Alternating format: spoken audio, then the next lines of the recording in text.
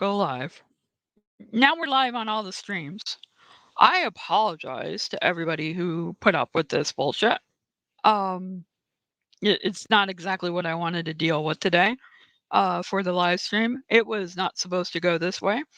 This is the Nosey Liberal, and we're live, and I'm trying not to cry. Actually, this is really annoying. That this happened. Um, and it is really disheartening that this happening.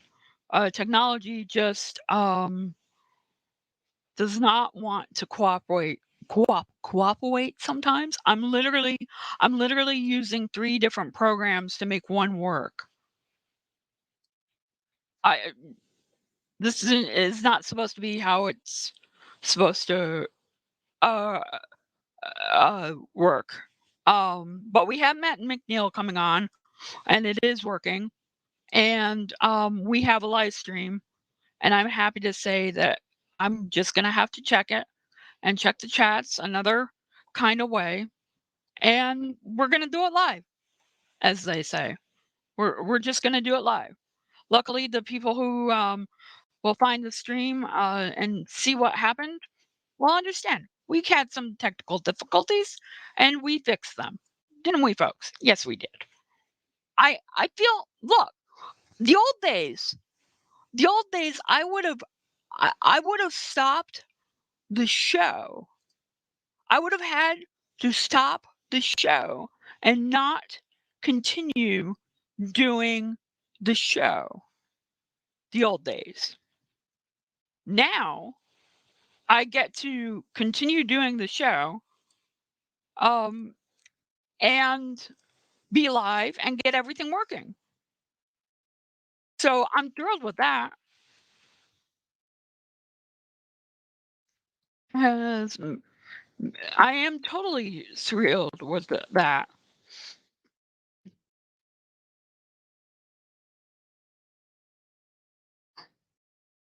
So it's just going to be one of those, it's going to be one of those weird, disjointed little episodes that I'm trying to make it professional. Um, I'm trying to make it worth watching, and I'm doing my best. And I'm sorry if it's not perfect. I'm trying to make it as perfect as I possibly can. It's really frustrating when we're 17 minutes in, and I probably lost most of you, the audience, because of these technical issues. So for that, I really apologize. Um, I just got to get the shit together with how we um do the show through it. For those who stayed, thank you. You are amazing. For those who left, there's the fucking door. Don't let it hit you on the way out. Um, it's as simple as that. So hopefully you'll find it. It is live now. We are streaming now. I am frustrated now. But I'm not as frustrated as Eric Trump, and that's good. Eric Trump is a very frustrated man, and I almost feel sorry for Eric Trump. Eric Trump is so frustrated that he has to go on TV and talk about how tough his daddy is. He has to go on national TV and be like, yeah, my daddy's a tough guy. So, one, I hope you hear this show. And two, I hope you hear how tough our good friend Eric thinks his daddy is. He must have been beaten as a child or something. That's the only thing I could think of, because this adoration and uh, jubilation and genuflection can only come as if you were abused by the person. So I don't understand it. So here's Eric Trump. Javelin missiles to the Ukraine by the thousands. He respects a guy who has strength and energy. And again, we're not seeing that from this administration. I mean,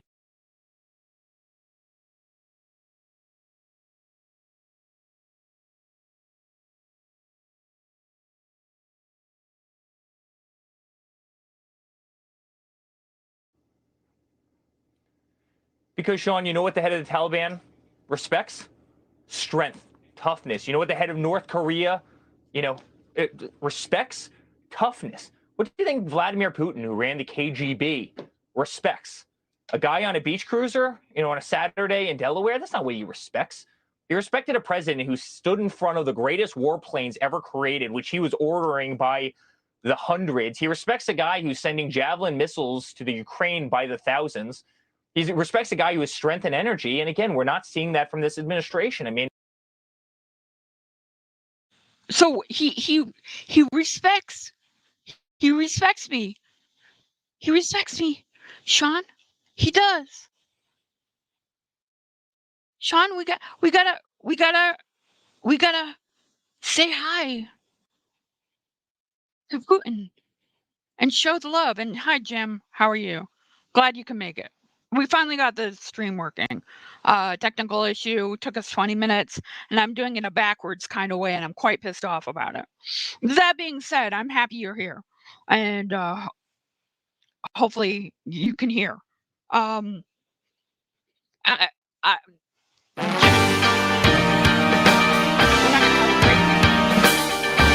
because I have too much to talk about. He respects a man and lifts in a girl. To each their own, I guess. No, that's exactly it. There's like,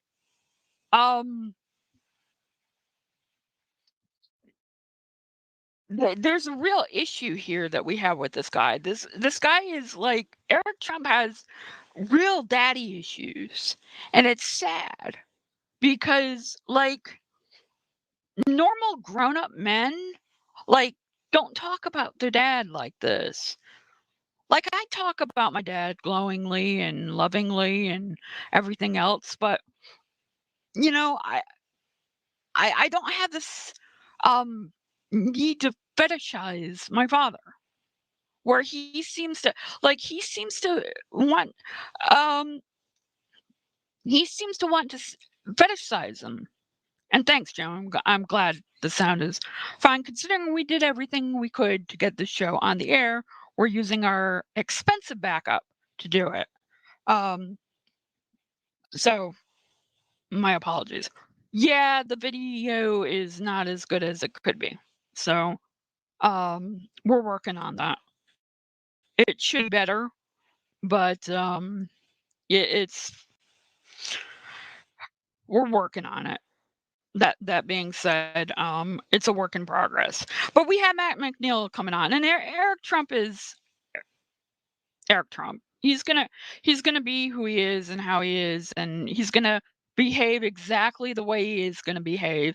And it's just like he has daddy issues, and the sooner we can realize that Eric Trump has daddy issues, the happier we'll be, I guess. Does that make sense? I'm not quite sure. I'm just I feel sad for poor Eric to have to go through that, and I'm trying to add on the chat so you guys can see your chats. I'm literally making fixes as we go along, so I hope you bear with me today because it's really uh quite frustrating, quite maddening. Um and I'm doing the best I can without having a little meltdown.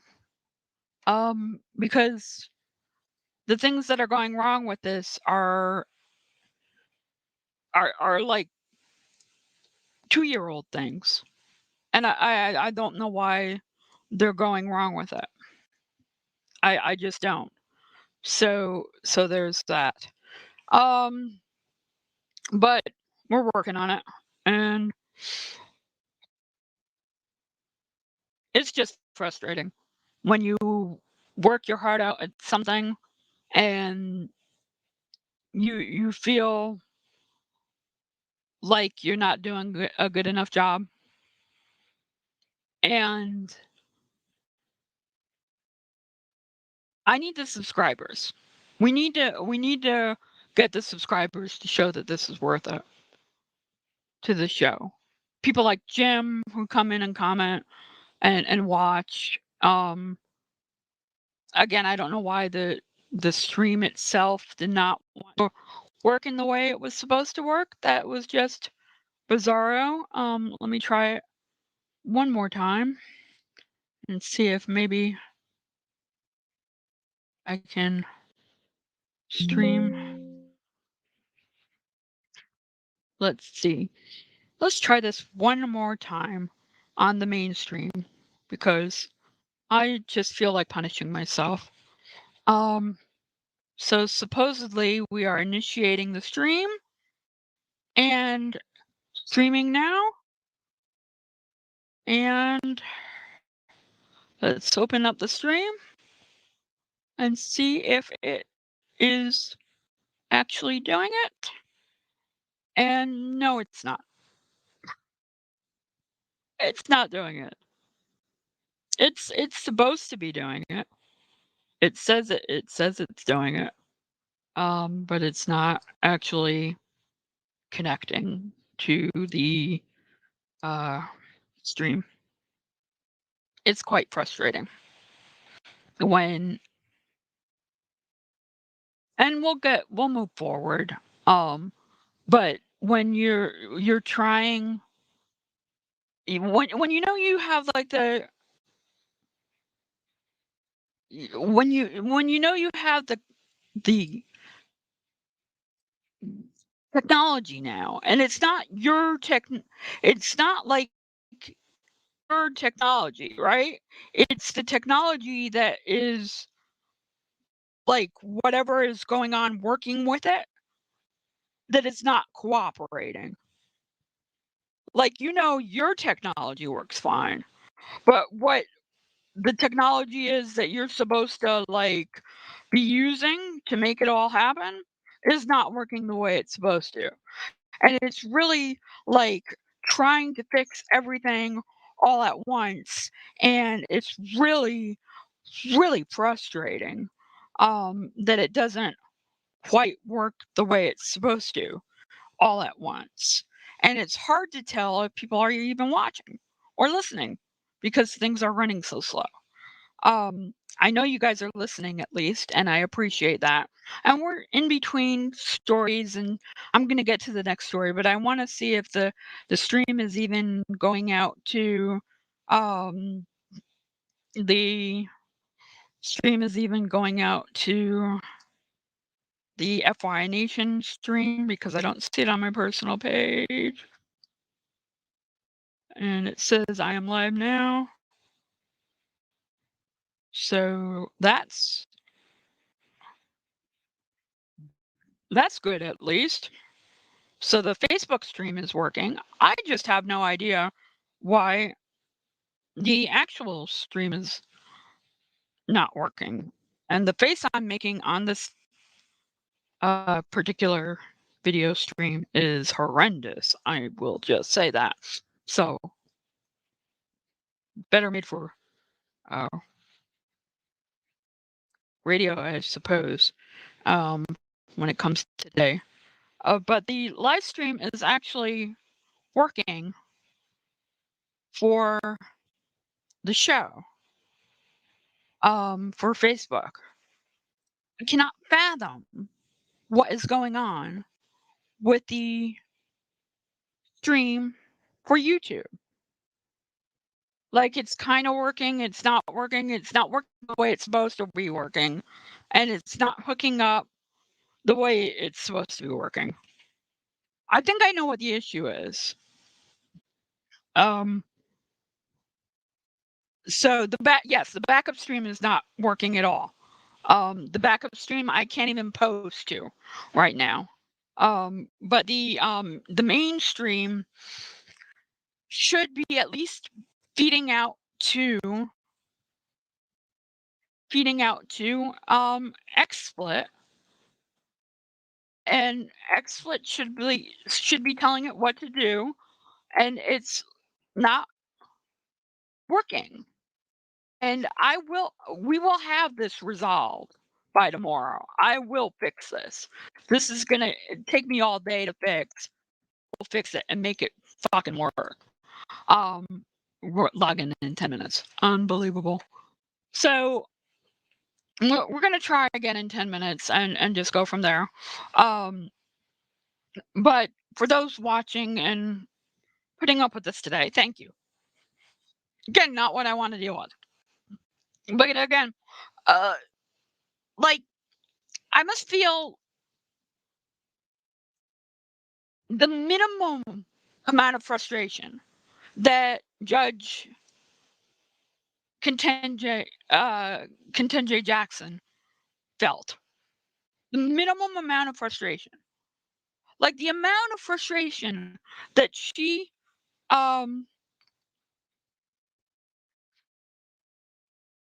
okay. My Facebook Live stream has stopped. Unbelievable. Oh my god. So I'm just gonna stop the I have Twitch working and I have is even Twitch working? I don't know. I have Facebook. I'm gonna stop the streams, except the YouTube stream, and we're gonna figure this out, and we'll just go from there. But um, like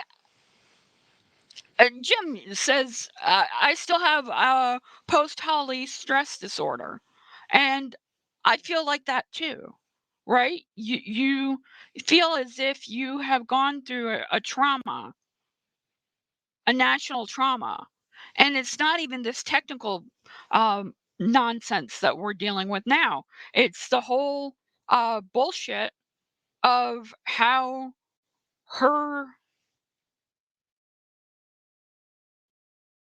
so-called assessors are behaving, right? They're like behaving like creatures, like swamp creatures. This was Lindsey Graham. This like the right wing is all praising it and saying how great it is, and he is, and everything else, and there's no greatness here. There's no whatsoever greatness here. Um, it's pathetic, and I really hope I didn't cut off my volume, but I don't think I did. It's one of those days where this is all trial and error at this point. Um, so we're having a technical issue show today because I'm trying something new and it's all not working the way it should when we originally started to do the show. So for those watching, thank you for putting up with you can tell I'm frazzled, but not as frazzled as Lindsey Graham. But I'm honestly frazzled. Like I'm not faking it. I want it to be fixed and not ever happen again. My frazzling, like him, he just needed a fucking painting couch. There's no other explanation for it. He just had a little hissy and acted the way he did. And it was a- absolutely pathetic. And great. I'm glad it sounds fine because that's one less fucking problem I got to worry about fixing. Um, I figured out what the other two problems were. So I'm gonna reinitiate the other two streams. Um, and we're just doing it live, folks. We're doing it live. I am gonna continue to use this um, software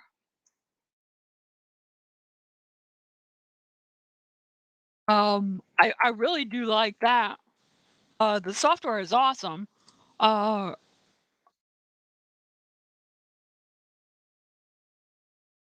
And I think I could actually fix one thing really quickly. Well, no, I can't fix that. I have to make that change. But we're live on, holy cow, all the streams again. We are mixing the streams. Okay, we're not mixing the streams, but we could be. Danger, Will Robinson. I do like this XSplit. I don't like the way it's given me so many headaches today. The headaches I could do without. But Lindsey Graham is a headache, right? Lindsey Graham is a complete and total headache. And he is just acting a fool. And it's like, really, dude? This is what you're doing? This is how you're gonna behave? Okay. I guess that's what we're gonna deal with. So that's what we're stuck with. We're stuck with Lindsey Graham being Miss Lindsay, and here it is. This is oh my god, just dude, some of these people, I don't know. They're not as bad as you claim, Miss Lindsay. And maybe they are. But I this walkout hissy fit that she threw, I have no words, but here it is. In the United States on terrorism charges. Since 2009, with the beginning of the Obama administration, the recidivism rate of Guantanamo detainees released is 5%. Mr. Chairman, according to the Director of National Intelligence, is 31%. Somebody is wrong here. If you're going to talk about what I said, I'm going to respond to what you said. If we close Gitmo and move them to Colorado, do you support indefinite detention under the law of war for these detainees? I would just say I'm giving the facts. And the answer is no. I want to make sure that it's clear. The 31% you referred to goes back to the year 2009?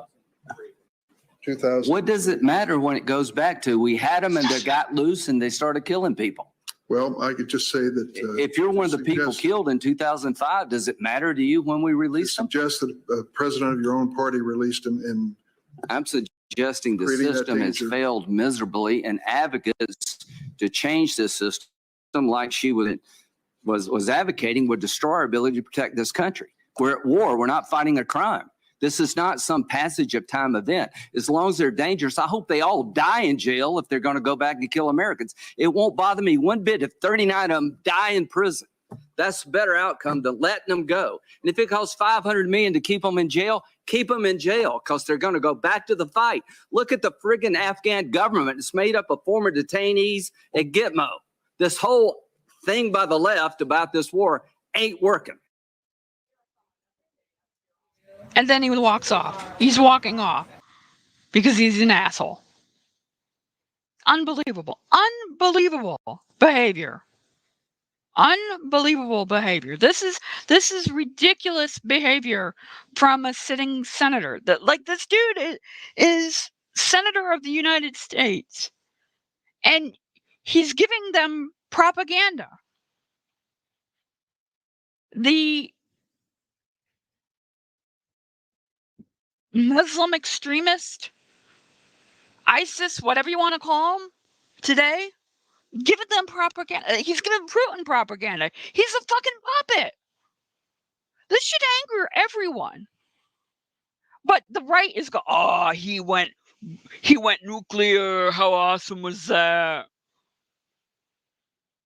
How wonderful was that Miss Lindsay went nuclear? Fuck that noise. Seriously. It's really pissing me off here. That this is, he's basically advocating for people to just rot away in prison. And his moral justification for it is, well, they'll go and kill our American people on the battlefield. And we can't have that. So, to prevent the moral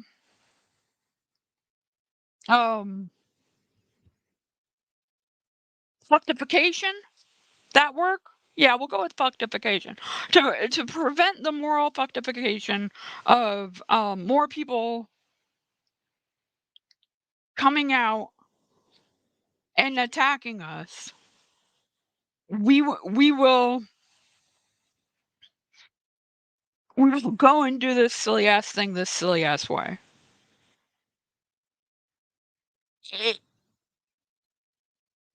And he's grandstanding for an audience of one, which is Donald Trump. It's so pathetic. He is such a despicable person, Lindsey Graham. And he needs to come out already.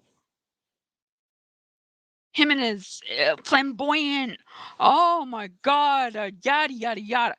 Jesus fucking Christ. Enough. Enough. This is ridiculous. That we're dealing with a guy.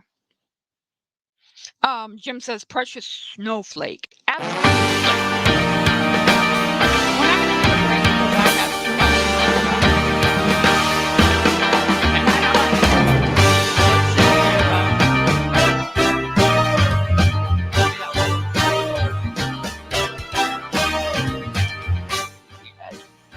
There we go. That should be better for you guys. Let's yell it. You're listening to Nosey Liberal, watching the Nosey Liberal. My name is Tom Reynolds. Featuring in a Disney love story near you, The Ugly Duckling. Look, thrilled we got it working the way we got it working. It's still not doing what it's supposed, like the whole point of what I paid for extra was for it to work without this extra software that I'm using to stream to the other company. Like it's all supposed to bounce. It's all supposed to bounce off the wall and hit the right place. And it's not bouncing off the wall correctly. Kind of like Lindsey Graham, right? He just is an overdramatic beta male, to use a Jesse Lee Peterson phrase, an overdramatic beta male who can't control himself. And it's quite pathetic. And it's quite telling that this is where we're at. I know I gotta, like, we're an affiliate of Pacifica Radio now, so I know I need to tone down my swearing for when we do this show. Like I need to stop. Like I can't swear anymore. So this is probably going to be the last show that I do any major swearing, which is weird for me. But I can be boisterous, and I can be I could be dramatic in other ways without swearing, I think. And I think I'll manage without swearing. You know, the person I don't think can manage without being a drama queen is Lindsey Graham. He has to have that moment, that ooh, oh, put me on my fainting couch moment. I mean, come on, seriously? Are you fucking kidding me? This is where we're at? So, you're watching live. I am literally using 3 pieces of software to do one thing because the software that was a gift from someone does not work properly. So there's that. I might just no, I'm not going to do that now. Give everybody a headache. We're not going to do that now. I might just try something a little later. Because I want to see if I can't get something to work better. But I don't want it like I'm so afraid that it's not going to work the way I want it to work that it's freaking me out a little bit. But we're gonna actually test it before we do anything with it and go live. So we'll just test it. See, that's the other thing. Like I'm a big believer in like doing it live, letting the chips fall where they may, let everything happen the way it's supposed to happen, and then it comes out the way it's gonna come out. And hopefully it'll be good. And I am not lucky enough for um poor Jim feels cheated. Um yeah, computers were supposed to make things easier, Jim. And yet here we are. I've 4 different products now. Not one of them worked the way I want it to work. And I am not convinced that they will. I am thoroughly unconvinced that they will. I am going to try something really quick though, while I have everybody's attention. But it won't. It'll just be a little thingy. It's not going to be anything too big. I will try it and test it later. I'll go on my personal page and test. I just like I'm tired of these Republicans just whining like bitches about every little thing. Like they are just the biggest bunch of crybabies. And they're being the worst part is, oh, this is bravado. This is some kind of bravado on their part. They're doing it. They're doing it so well. Are you fucking kidding me? These people are like lightweights trying to be heavyweights. And I know I keep saying that a lot, but I don't have any other way to describe it. Like I I would like to say that there was some kind of smart people in the Republican Party, but even the smart ones are willing to go along with the dumb motherfucker, Donald Trump. So it's like, help me out. What do we, what, do- how do we deal with this guy? How do we, how do we, how do we go in and just allow ourselves to con- to deal with it? I don't understand. I just don't. So somebody's gonna have to fill me in someday because it makes me crazy that these people are like this. And I don't understand. Maybe Matt McNeil can help me when he comes on the show because like I'm trying to find a smart one.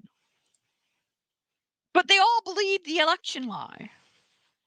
They all believe that, you know, y- there are pedos lurking around the Democratic side somehow. And don't sit there and tell me that there are some good ones. I don't want to hear that anymore. Jim says the only way to be rid of them is to let them overreach and be unacceptable to the masses. That's a nice thought, Jim. But Alex Jones is a millionaire. And he's unacceptable to the masses. I get what you're like. I'm with you on your point, but look who we're talking about. Look who we're dealing with. When we talk about these people, Alex Jones, the guy who thinks kids' dicks are gonna get chopped off, when that type of surgery doesn't happen until people are much older, and bottom surgery usually doesn't happen unless somebody really wants it because of gender dysphoria. This guy is being sued in I don't know how many states, and he's literally on TV, his InfoWars channel, crying about how he's being sued everywhere. And yet, amazingly enough, this guy is still doing it the way he's doing it. And it's a damn shame is what it is. It's a damn shame. But unfortunately, we're at where we're at because we're stuck with people like this douchebag.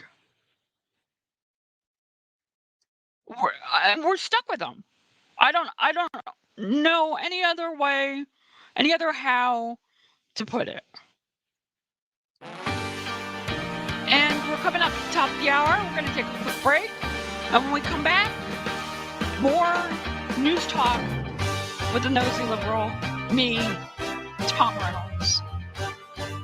I hope we're having a better show than we did before. I think we are. And we're getting ready for Mad Men. So that's a good thing. We'll be right back after this. And just bear with me as I play us out with something if my mouse works.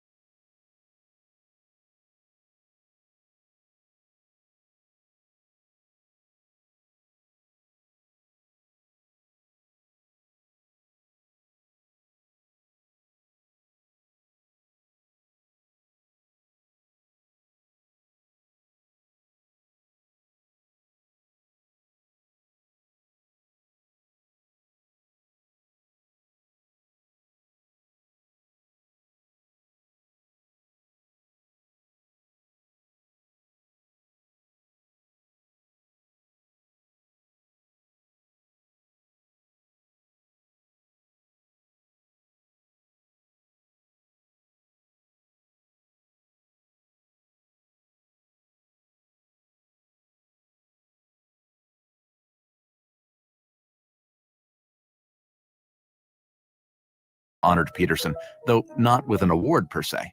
In 1949, it released Be Gone, Dull Care, an animated film set to some of Peterson's work. Want to watch it? You can right now at soundbeat.org. Soundbeat is produced at the Belfer Audio Archive, Syracuse University Library. I'm Brett Barry. It's Tuesday, March 22nd, 2022. The vegetation's gone. It looks like some kind of lunar landscape. It's just an amazing amount of devastation. Texas wildfires continue to spread across the state. Supreme Court confirmation hearings begin at fraught moment for climate action. Plus, temperatures there have been a whopping 70 degrees above normal. Both Antarctica and the Arctic see unprecedented simultaneous extreme heat waves. All of those extremes and more straight ahead. From BradBlog.com, I'm Brad Friedman. And I'm Desi Doyen. Stand by for 6 minutes of independent green news, politics, analysis, and snarky comment. The coldest place on planet Earth underwent an extreme heat wave, and that was nothing like we've ever recorded before. Maybe, but I bet you'll be recording it again. This is your Green News Report.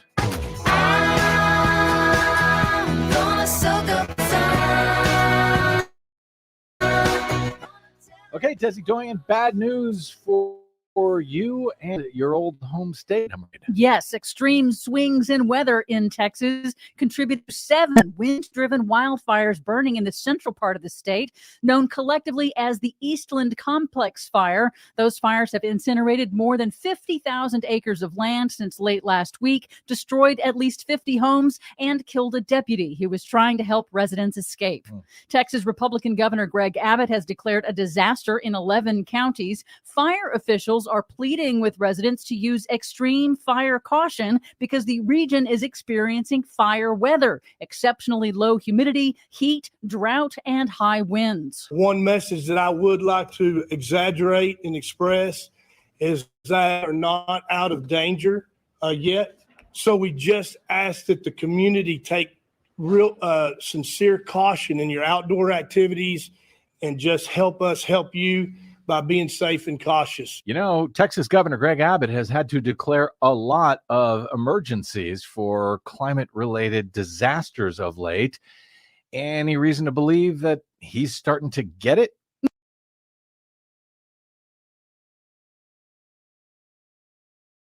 No, none whatsoever. He's running for re-election. In Texas. The State Forest Service says just over the last week, nearly 180 fires have burned more than 100,000 acres across the state. Scientists say extreme rains led to lush growth of vegetation that was followed by extreme drought and unseasonably warm temperatures, making the new fuel super combustible. I'm sure it was just a fluke. Nothing to worry about, Governor Abbott. Climate change intensified wildfires are also linked to accelerating warming in the Arctic. A new study confirms that dense plumes of wildfire smoke are drifting to the Arctic, where the tiny particles called brown carbon absorb sunlight and turn it into heat, both in the air and on the ice, where it intensifies melting. The researchers warn that brown carbon from wildfires is a significant but undercounted factor that may help explain why the Arctic is warming 3 times faster than the rest of the planet. Extreme swings hit both of the planet's poles with unprecedented simultaneous extreme heat waves, described as, quote, unthinkable by scientists. At the South Pole, temperatures over the eastern Antarctic ice sheet shattered records over the weekend, soaring 70 degrees Fahrenheit above normal, unlike any ever before observed. Man. The Washington Post reports scientists are shocked, saying, quote, the event is completely unprecedented and upended our expectations. Oh, I'm sure just a freak. It'll never happen again. At the same time, at the North Pole, the Arctic hit 50 degrees above normal. I'm sure totally a freak. Never will happen again, right? Meanwhile, in Russia's horrific war on Ukraine, the Russian Air Force has utterly destroyed a steel and ironworks factory, one of the largest in Europe, in the besieged city of Mariupol.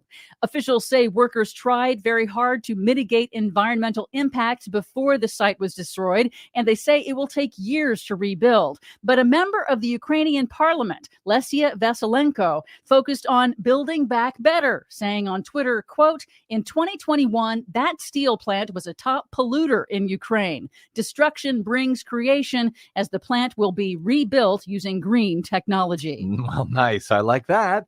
Finally, Monday marked the first day of Senate confirmation hearings for Judge Ketanji Brown Jackson, President Biden's nominee to fill the seat of retiring U.S. Supreme Court Justice Stephen Breyer. The confirmation hearings come just a few weeks after the Supreme Court heard oral arguments in the biggest climate change case in a decade.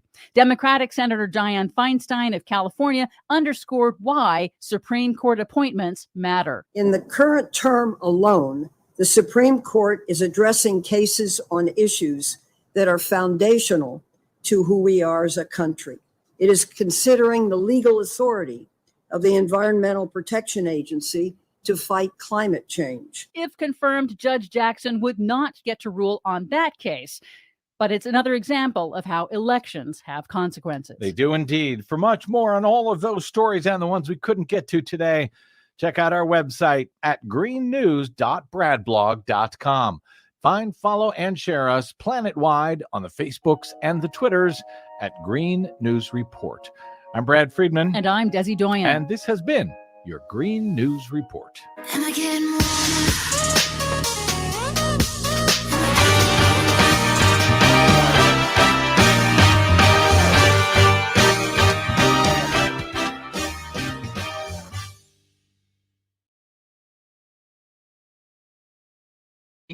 Helpful if I unmuted myself. Welcome to the program, The Nosey Liberal. My name is Tom Reynolds. Hope you're having a good day. We had some technical issues the first hour of the program, and those we're putting behind us, and we're moving forward and jockeying into the second hour. I love that when we do the radio portion of it, there are so minimal technical issues now that it's just like strikingly different. Like it's just like, oh, okay, that's it. That's cool. With doing it that way now, radio with the technology we have now is just beautiful. The video portion is harder to master. So Jim says they have to kill their own party when it comes to the Republicans. Yeah, but I don't think the grift is too good, man. The grift, man. You're not thinking about the grift. It's too good. Now, Miss Lindsay went on the TV shows, and Miss Lindsay was all sorts about being on the TV shows. And here we have, and I'm being more direct on the video, and it's making me more self-conscious, and I need to cut it out. Like, I'm used to having the old microphone in front of me and giving me a little bit of a little bit of protection. And I don't have that anymore. And it's a little weird. So this is going to take some getting used to. My comfort factor and how I deal with all this is going to take a minute. But what I will say is my comfort factor and how I deal with Miss Lindsay is not going to take a minute. Miss Lindsay, oh my God, can we just stop already? Lindsey Graham, for the fucking love of Christ, can we stop already? You are so ridiculously obnoxious at this point. You are horrifying at this point, Miss Lindsay. And by the way, if you're in the Facebook, in my Facebook Live, drop me a comment and let me know if it works. Although I would like to say that I really, really, really would like to get people to use hashtag FYI Live. The way to really interact with the program would be the way on Twitter that I would like to see more people do. Just take your Twitter out, hashtag FYI Live, and then I will read the comments as they come in and go from there. But that that being said, I mean, Twitter, it's not that hard. If Donald Trump can do it, anybody can do it. But Miss Lindsey, I mean, even Lindsey Graham could tweet.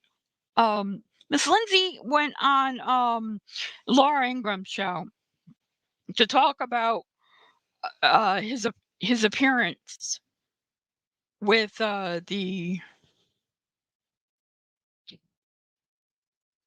Judge Jackson.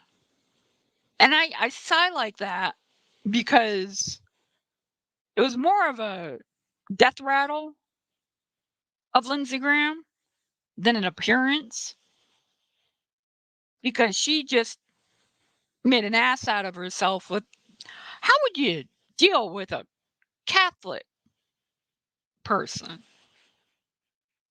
How would you treat a Catholic?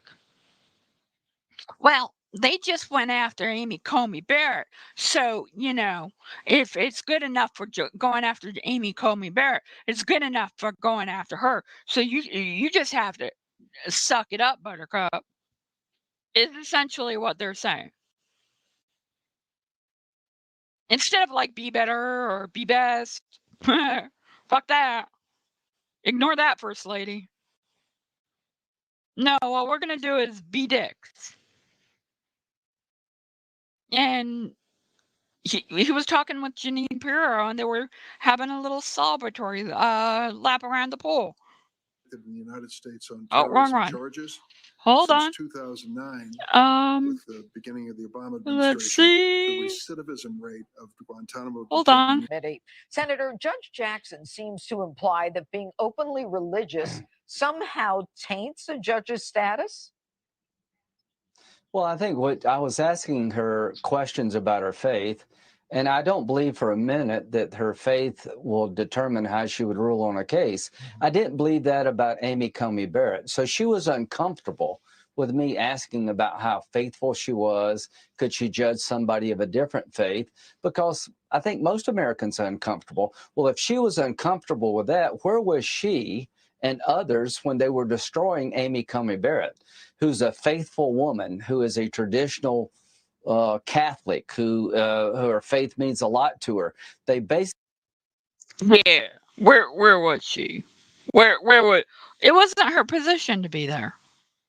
And by the way, not for nothing. Last I looked, Amy Coney Barrett was getting all the praise and the love from the right wing. She was getting all the accolades and everything else about how great thou art and whatnot. Last I looked, the right loves her, the right adores her. She's the notorious AC. What? It doesn't work for me. But she's notorious, all right. So, yeah, she could have been minding her kids. She could have been practicing law. She could have been judging. There are millions of things that our good friend Judge Jackson, Ketanji Jackson, could have been doing other than protecting. What we're supposed to protect conservatives now? Can't they hold their own? Don't they have guns? Aren't they well-armed militia, for Pete's sake? Don't they know how to hold their own? Last I looked. What the hell, man? It drives me nuts. These right wingers, they come on and they act a fool and they act this way, and they think they can just do this sort of thing, and then say, well, they do it. All sides do it. They all do it, and then you get the liberal, far left, reactionary, whatever you want to call them, person who is like, well, those Republicans and Democratic people, they're exactly the same. There's no difference between them. Well, to hear Lindsey Graham tell it, there is no difference between them. Because if one can attack the other in the other way, and they could do it that way, and they can do it the other way, and blah, blah, blah, blah, blah. Miss Lindsay has open season on Republicans and Democratic people being exactly the same. And I say they're very much different. The Democratic side wants a living wage. The Democratic side wants a defense for people. The Democratic side understands that, porn in the 70s, especially the child porn in the 70s, was a lot harder to get than porn in 2022 for child porn. So you have to weigh the amount there is. I know you're virgin ears. But that does not make you a pedophile lover or a pedophile collaborator or anything to do with pedophiles. Because you understand that maybe one level of underage nudity is different from like the Nirvana baby who's suing Nirvana for the naked picture. Well, that was child pornography, and you didn't have my consent, and yada yada yada. You have different. You got fun, critical thinking in your thinking cap. It's not that hard, is it? To actually just say, okay, here it is, Tom. I'm going to put on my damn thinking cap, and I'm going to say, maybe I'm not going to be like the Democratic side. They pissed me off. But I believe in governing. I believe in rights. And we're not going to take it. We're going to vote down. Since we finally got everything working the way it's supposed to be working. Which is always fun.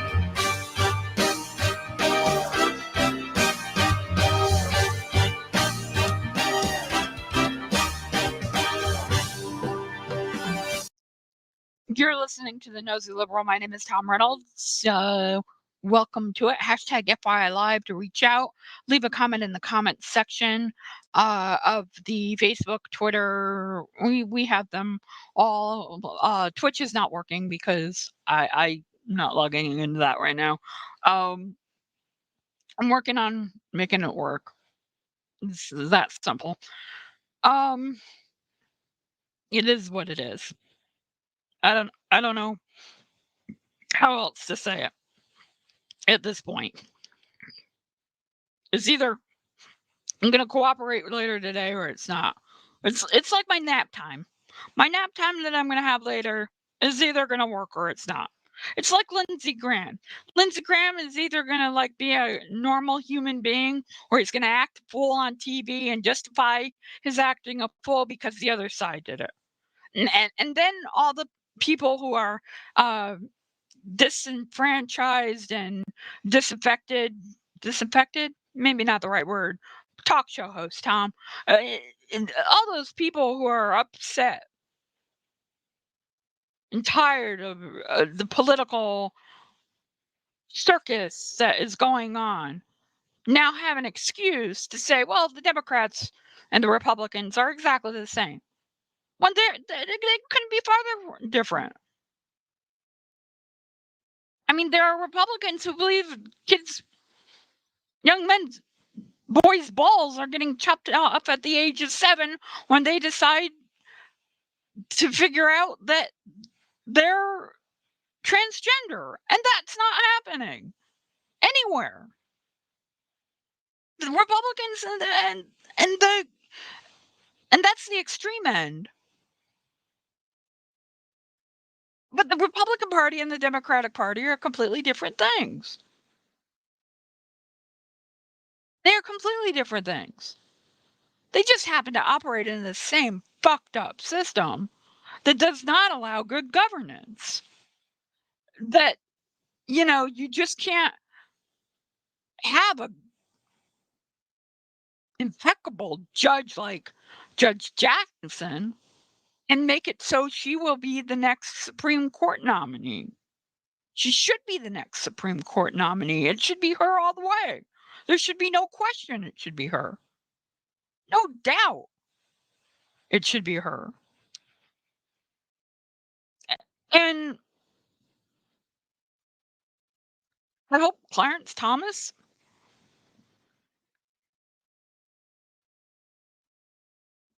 I'm not going to say that. I came close. I'm not going to say that. But I hope his illness makes him think of retirement. Yeah, no, Jim, absolutely right. They, the, the, the Republicans think we're demons. They think we're eating baby's blood, having sacrifice rituals, and come. Can you imagine what it would take to get a group of Democratic people together in the same room? I can get a group of Democratic people to regularly pay attention to this show. Could you imagine what it would take to get a group of Democratic people to go and find the baby and do what you need to do to get to the point where you're going to drink the baby's blood? That is way too much work. Think about it reasonably and how the Democratic Party has behaved in the past 5 years. With Bernie and Bernie Bros and Hillary bots and really, we're gonna go drink a baby's blood in this mass conclave together? Are you kidding? If that isn't Fantasy Island, I don't know what is. I mean, sick shit these people think of. Oh, and Judge Jackson, she defended somebody who was a pedo. Yeah, well, you guys defend Matt Gaetz all the time, so what of it? You constantly defend Matt Gaetz. You're constantly saying how great and wonderful he is, Matt Gaetz. So what of it? Explain to me again the difference between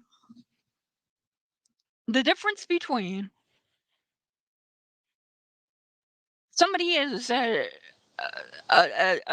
non-for-profit attorney defending somebody, and all the people who had defended Matt Gaetz, and all the people who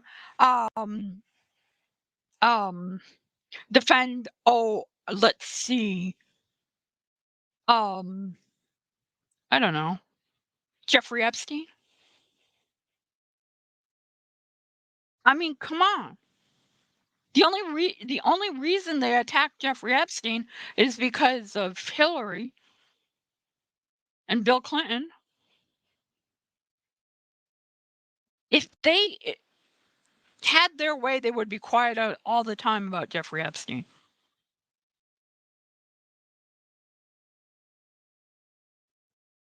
I prefer cappuccinos, Jim says. Nice. Hashtag FYI Live if you want to leave a chat. We're going to talk to the great Matt McNeil at 10:30 in about 7 minutes from now. I cannot wait. We will take a quick break when that time comes up. And I cannot wait after all the disasters of technology that I've had. I am totally up for it. I'm totally down for it. I'm a little uncomfortable with the new mic, but I find it freeing. And I think I sound better. And I don't feel like I have to yell to make sure that I'm heard. So I think we're in a winning situation. And I hope the picture quality is improved on the video. I don't know why that's not great. It could be the fact that I'm using 2 programs to do one thing. It could be that could be the situation, because the other program just not do what it's supposed to do. Again, you pay for, and it's like it's sad. The free program is miles better, but this paid program is easier to work with when it works. When it works, it's easier to work with. So I'd rather go with the paid program, because I'll get things with the paid program. So, Jim says, yeah, it's better. That's a plus. I after today, when I almost broke down in tears, I like hearing that. A little better is still better. I will see what I can do to fix it. I think I know what it is, and I'm not gonna like it, but gonna have to bite the bullet with it. People, when I do interviews, people are just not gonna be able to see me because of how it is. I will, Jim. Email me if you can at tom@fynation.com, and maybe we could set up a time where you can test my live stream with me, because I need somebody's good eyes and ears, and you seem to be the person to help me with this. So if you could do that, that would be great. Because I don't trust myself at this point, after everything how it all went down today. Because I thought I had everything set up, and then it all came crashing down, and we're using a $70 program that we can't afford. And that really frustrates the crap out of me. But we're gonna take a break, and Neil is gonna come up shortly. This is bottom of the hour. Coming up next, Nosey Liberal with me, Tom.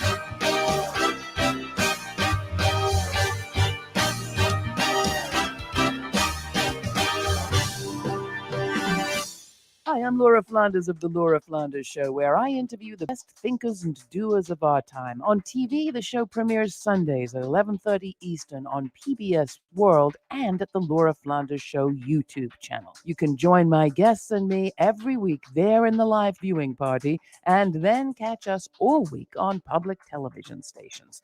Prefer to listen? Find us on a radio station near you, or subscribe to the free podcast. You'll find listings and ways to subscribe at lauraflanders.org. That's also where you'll receive my regular commentaries. I call them the F word. Here's this week's.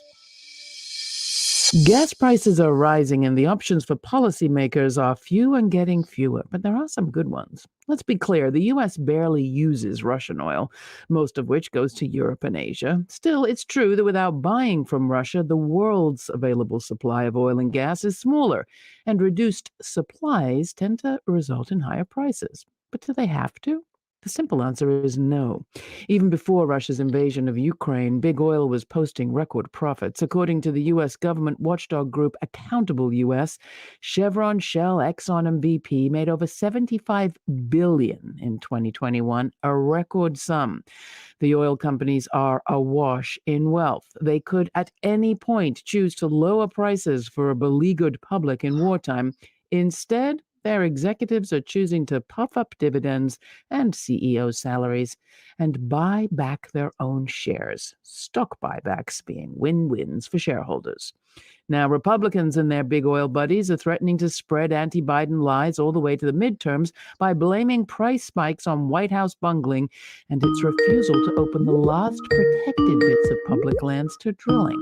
Bad options for Biden, numbers 1, 2, and 3, are drill the lands, give in to the big oil thugs, and lose the midterms. Bad option number 4.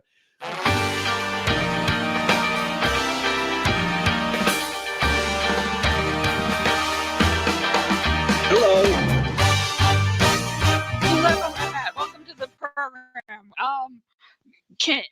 don't know if you were able to hear the music or not. Were you able to hear that?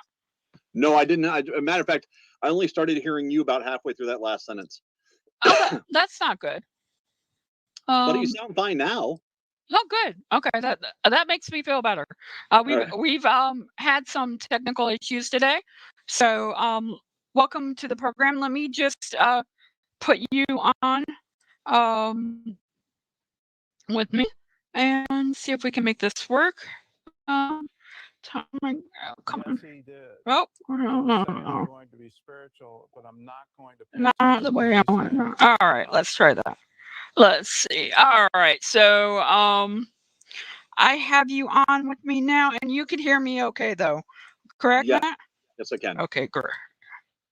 All right, and just bear with me. We've been having some technical difficulties all day, and it's just been absolutely crazy trying to iron out everything. So we might have to do this just with you on the audio end, but let's see if I can't fix this right while we have you live. There we go. Let's fix this. All right, and we'll just act as if the bad part never happened. All right. And I love to hate technology here. There we go. To apply. So come on.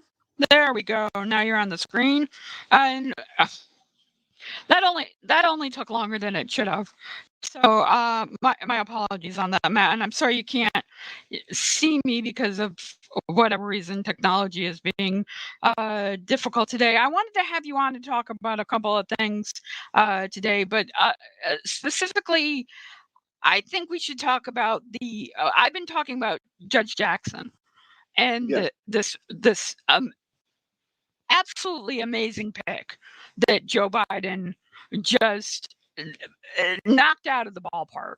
And I'd like your thoughts so far on day 2 coming into day 3. What you think? Where if there's anything she might need to do, or is she okay? Because I'd like to think she's going to be just fine. I do not think that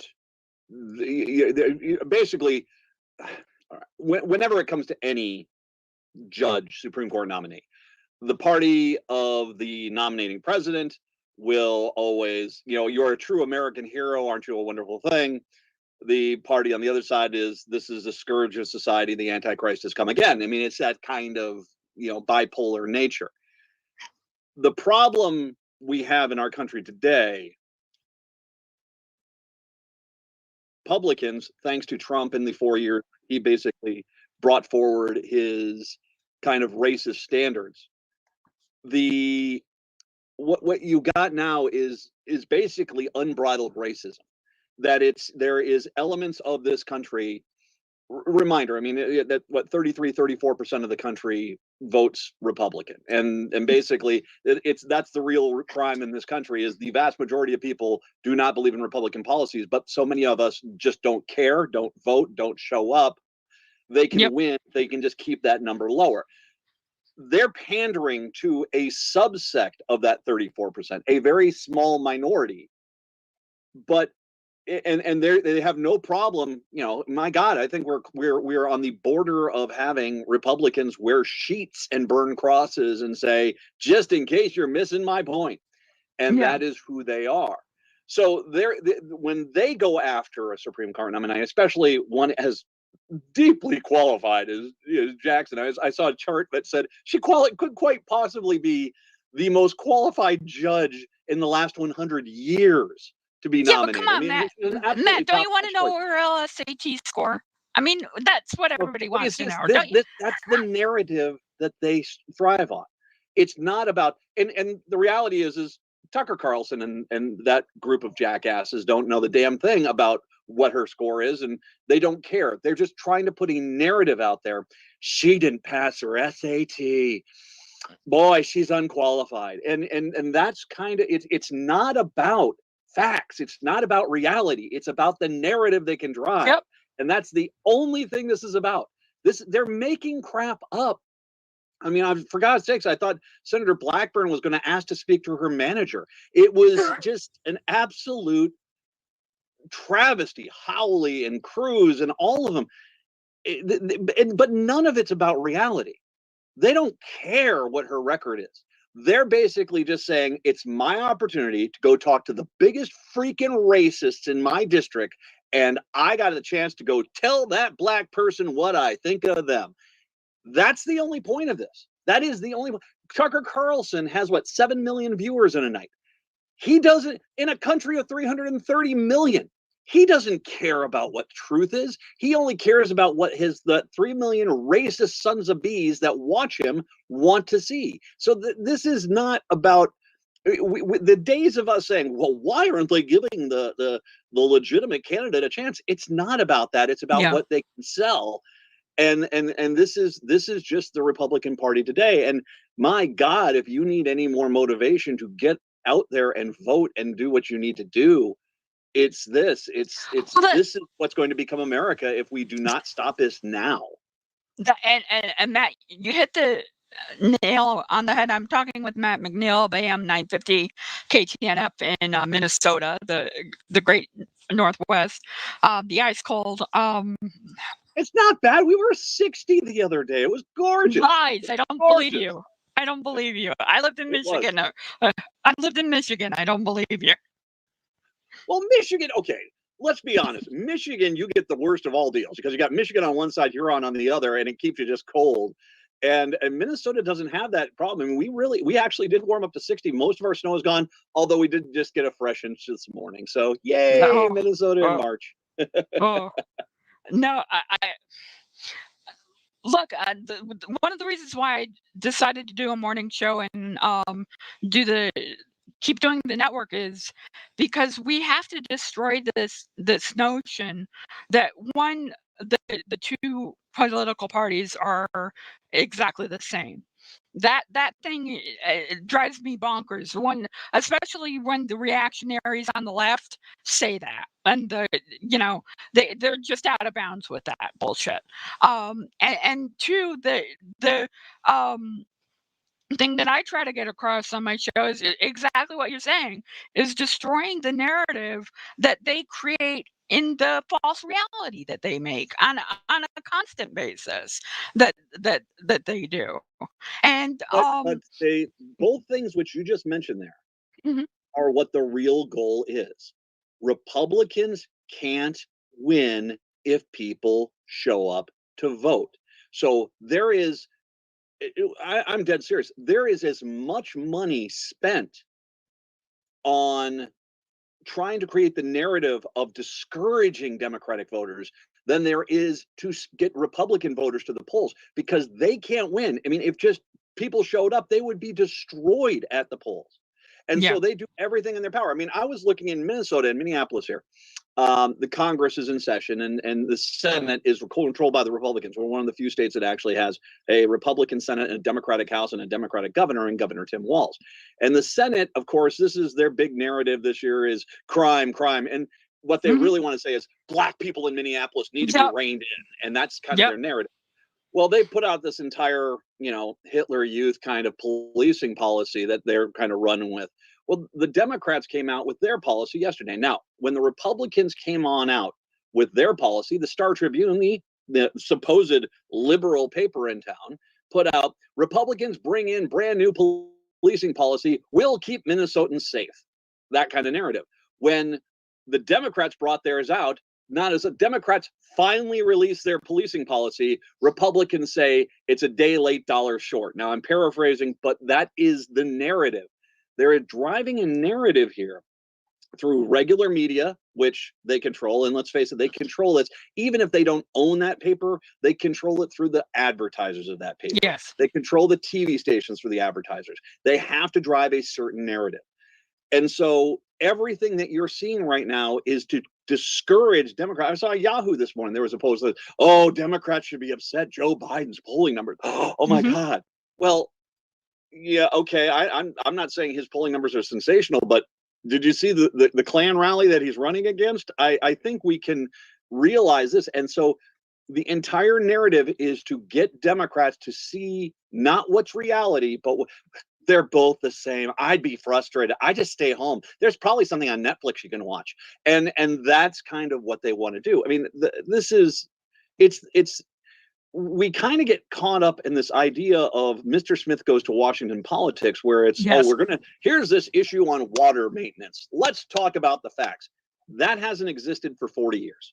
And the Democrats finally realized that about 10 years ago, that they finally, especially after the 2010 election, they finally realized, oh, we're not playing with the same, we can't just bring in our 80-page strongly worded memo and actually win the day. You're not going to be able to do that. Everything that they are doing is to try to stop people from voting, whether that's the voting rolls, whether that's discouraging Democrats, whether that's putting out the red meat for their base voters, saying, hey, racists, if you like racism in this country, you'd better look at what we're doing to this judge. We'll do it to everybody. And bigotry, hatred, I mean, this is just what the Republican Party is. And until we show up and kick their ass, and they realize that that narrative, that alleyway, that road is no longer a viable option for them, we'll never get this country back. So this basically comes down to this. If all you Democrats out there who do not vote or say, well, I'm thinking about voting, I don't care. Get off your ass. Go vote.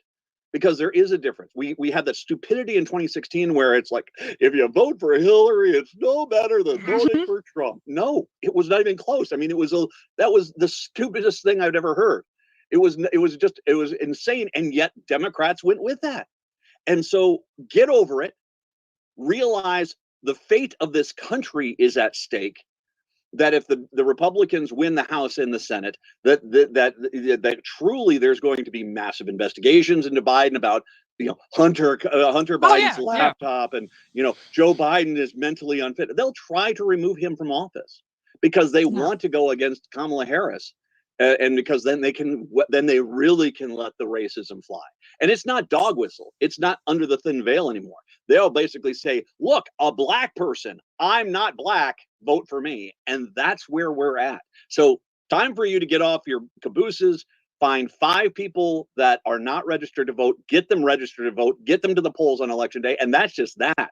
And if you have that mentality, if everyone who's paying attention to you, listens to my show, does that, gets 5 people, gets them registered to vote, make sure they go and vote on election day, there isn't a state in this country that won't switch to the Democrats. Every single one will go Democrat.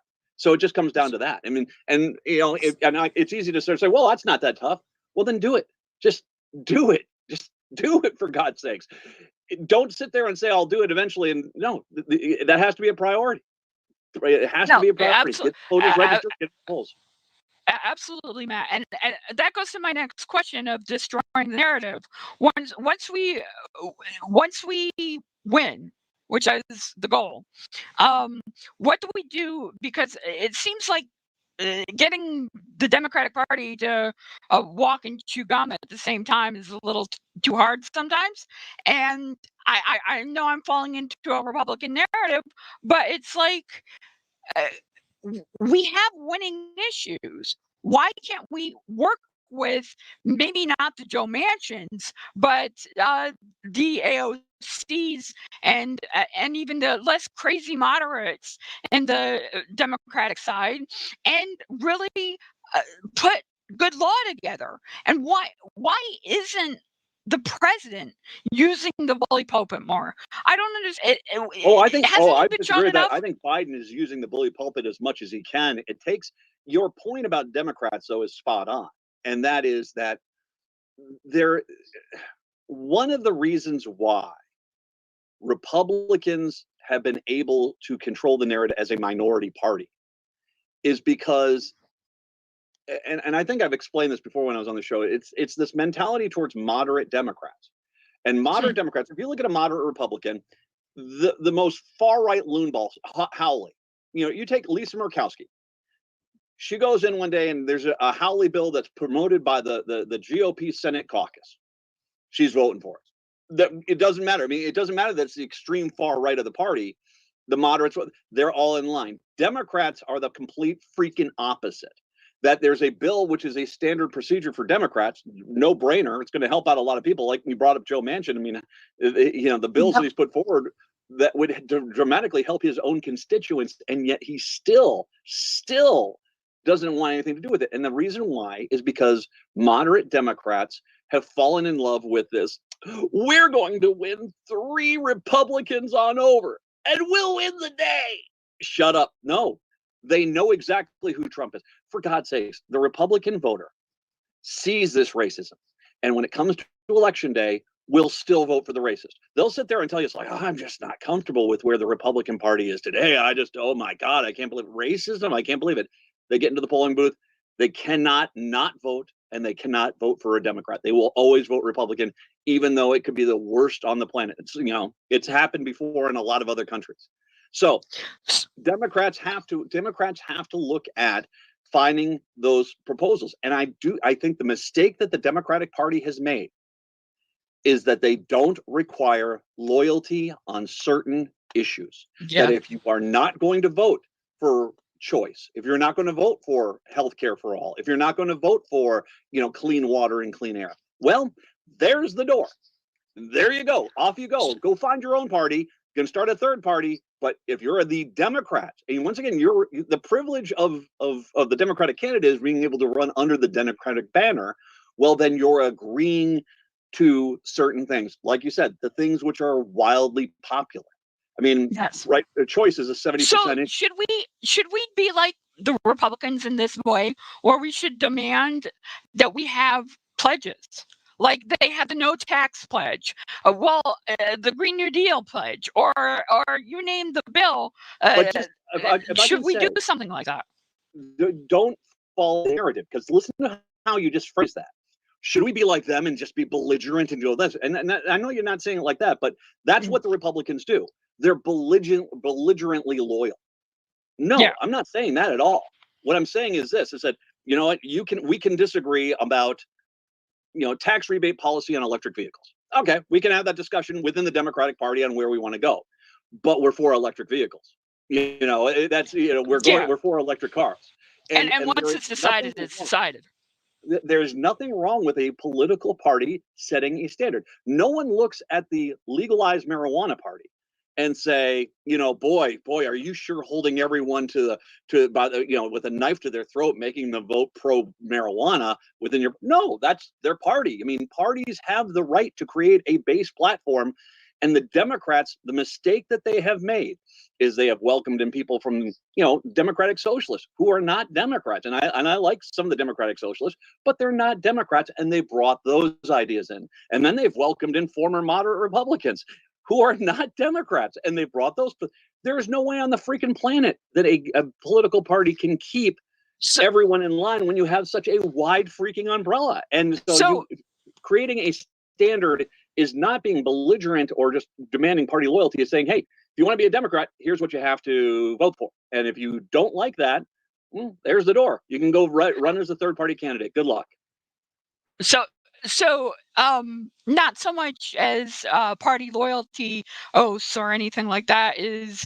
We're creating a union, if you will, of people who want to work together and have chosen to go to management and say, this is what, and the governing body, the people, our management, and say, this is what we're going to do for you. Let us do it and go from there. And that is the structure, tell me if I'm wrong, that's what you're talking about. We're in the day and age of the pandemic. We're still in a pandemic. We actually, in Minnesota, I believe yesterday, had 7 people die. We had 400 new cases. Now, dramatically lower than it's been, but still 7 people died yesterday and 400 people got sick. Before this whole mess, that would be the lead story for a month. If that just happened once, and we're having 10, 12, 14 people die a day. In this day and age, how in the hell that political party has not come out and said, you know what, we're for healthcare for all? Because right now in rural Minnesota, in rural America, where the reddest of reddest voters are, there's a hell of a lot of Republican voters who are staring down $200, $300, $400,000 worth of medical debt right now because grandma got sick, and then little Billy got sick, and then mom was in the hospital in the ICU for 6 months, and they can't possibly pay that off. And I think that if you go on out there and you just say, you know what, I think what we've realized after this pandemic is, healthcare for all is a good idea. And the Republicans in Minnesota, there was a story out, I think it was in Albert Lea on the southern side of Minnesota, that was talking about a health care plan that had taken over, but because of the rules of the current hospital, that most of the seniors couldn't get the Medicare or Medicaid they wanted to. I said, this is the Republicans. This was the crap system we had before the Affordable Care Act came in. And now, because Republicans have been allowed to undo it because Democrats have not had the ability to go out there and say, oh, no, we're the party for health care for all, and just be done with it. That's it. You want bumper sticker statements. We're the party for health care for all. Ta-da! There you go, done. And yet they don't have the guts to do that because moderates sometimes get pulled aside. And then sometimes you get liberals who are like, well, then we need to make all illegal drugs legal. And you're like, Jesus, right. No, this has nothing to do with either side of that. You have to be part of that. Setting a standard like that is not, and if they want to legalize all drugs, that's great. That's not the Democratic platform. Good luck running as the third party. That's not limiting thought process. That's finding like-minded people, which is the majority of Americans, to and unifying under a simplistic policy. I think part of the problem that Democrats have today is that they have so few of those. I mean, they're really. I mean, it's outside of being pro-choice. I got to disagree with you there, Matt. I'm talking with Matt McNeil from AM 950 at KTNF, and I want to disagree with you because I don't think it's the fact that we have too few ideas. I think the problem that we have in the Democratic Party is that there are too many ideas all going in different directions, and nobody has said, this is the party of what we stand for. This is where we're going. This is the standard of what we stand for. And by God, I'm going to get it done. No one person has come up and done that. Across. I agree with you wholeheartedly. That's what my point I was saying. And forgive me if I didn't come across clearly. No, you can't have 5,000 tendrils on every issue going out and 5,000 things. And one, senator or House rep sitting there saying, I'm going to stop this bill because it doesn't do this one thing I want it to do. It's when you're talking about, take a look at that infrastructure bill. That bill is a great bill. And as a matter of fact, under most presidents, that would be the, guaranteed reelection campaign. You're going to hold the House and the Senate. That infrastructure bill, I'm shocked more Democrats don't run on it. But you do get people that come in there and with 1,000 different ideas. And where did Biden, and go back to where Biden was on the stump. I think Biden's been on the stump. I mean, he just came out the other day. It's like, tell them what we've given them. You guys sit there and say, what are we going to do? Where are we going to be in November? And Biden's like, just tell them what we've given them. Yeah. And you can narrow down. You don't have to have, well, every time you talk about building a road, a massive tax break for the wealthy if you're a moderate Democrat or a former Republican. You don't have to have, a discussion about, every, mobilize, everyone getting a free car to make things easier on the left. You sit and say, okay, here's our standard point. We're going to do this. And if you really are so upset that this is not going to be included, now you need to go find a different party because this is the base. I think they just have to, they do have too many tendrils out there and they're trying too many to appease too many people. And they just need to focus their vote. Now, that does not mean belligerence. It doesn't mean the furthest left person in the party should be able to dictate everything and that everyone has to vote along with it. It's just as you set some base standards, as you said earlier, the most popular things, the things that the public wants, choice, clean air, clean water, green technology, healthcare for all. These are all wildly popular issues. And yet the Democrats basically sit there and say, we're not going to talk about that. And you're like, oh, for God's sakes, really? Ugh. They just have to hone their message. And I think part of that, and this is also another part of it too, they have to tell some of these people, you know what, good luck. Just goodbye. Bye, Joe Manchin. No, good luck. Yeah, no, and there, Matt, that therein lies where I agree with you. People like Joe Manchin get the fuck out of the party. I'm sorry, I have no other way to say it. He needs to be gone because I cannot justify saying blue no matter who when this guy is more powerful than the president of the United States and is able to cockblock this president the way he is. I'm sorry for being so vulgar, but I think at this point it calls for it. Well, it comes down to this: what's going on in West Virginia? Because this is the Achilles heel of every politician. What's going on in their district? Now, as opposed to House reps, where the Republicans have gerrymandered districts where a turnip with an R next to their name could win it, the Senate seats generally are not that easy. And I just, primary him. And sure, he might run as an independent. That's fine. But primary him. And if then the voters of West Virginia basically say, you know what, we had the one candidate who was for free health care, but Joe Manchin was saying that, he's not for that, and we still voted for Joe Manchin. Well, then the question then comes down to the party. If you have someone who is so opposed to what should be base party platform ideas, do you allow them to run with the D next to their name? And the Democratic Party just does not have the guts to look at Joe Manchin and say, you know what, all our best, we're going to run a Democratic candidate who actually is going to pass our platform. You can run as an independent that is, really a moderate Republican. Good luck with all that, and say hi to your Republican friends. Manchin, his politics, he'd probably quickly jump and say, I'm the Republican. And the Republican Party would probably welcome him on in. And then what would Joe Manchin do? He would vote with Josh Hawley and Ted Cruz positive on every one of their bills, because that's what the Republicans do. And so the irony of the whole thing is the Democrats trying to become slightly, not completely, slightly more like the Republicans would drive him out of the party, and he would become someone who would be belligerently Republican and go much further than any Republican, than anyone thing the Democrats were requiring. That's the irony of the whole thing. You're absolutely right, and that it drives me nuts. I know. How much time do you have? Because I don't want to keep you too long, but I can go for another 15 minutes or so. I can go for another 15 minutes or so. I'll skip the top of the hour break, and we'll go through it and go from there, so we don't waste any time. Because this is a good conversation.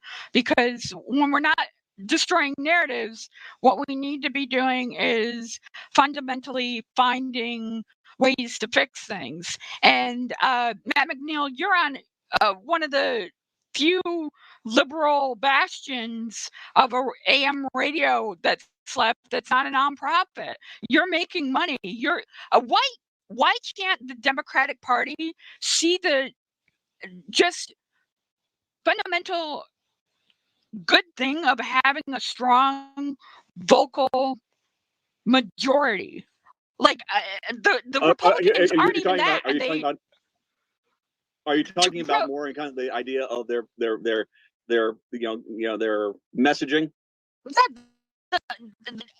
Everything from the personality to messaging. I don't care if it's another Fox News like MSNBC, because MSNBC is corporate. Why do the Democrats always screw the pooch on this? Why can't they get it together? The closest we ever had was Current TV, and that got ramrodded. Well, I think what you get is this. All right, and let me. One of the things I do on my show, and by the way, for everyone out there, AM 950 KTNF, Minneapolis, St. Paul. That's where we're at, and he is right. There are a handful of progressive radio stations out there. Air America launched back almost 20 years ago, and when they did, there were stations in pretty much every major market, because there's just there was radio stations. There was a lot of stations there that just they weren't about to be the 4th sports station or the 16th religious station in the town. So they picked up the different programming and they had success. And what happened? The Republicans came in, bought out a lot of the stations, shut them down, put on the 4th sports network, put on the 16th religious. They took a bath. They make no money. They eventually shut a lot of those radio stations down, and it killed that network. since that time, there's not been a lot out there. Now, we can talk definitely about how the capitalistic elements of limiting the voice of the left. We can talk about that all day long, but I'm just going to focus on the Democrats because there's a lot of culpability there as well. I, on my show, do a segment called Democrat of the Day. Now, for the record, I'd love to have a Republican of the Day on. I get to choose the questions. Please come on into my show. I would love to have you there. And they never will take me up on it because they're terrified of having someone actually ask them questions and not let them just rant on. Because I'll pot you down if you just start blabbering. I'll just say, okay, you're just, we'll wait for you to calm down. The Democrats, I'll try to get a Democrat on to talk about an issue.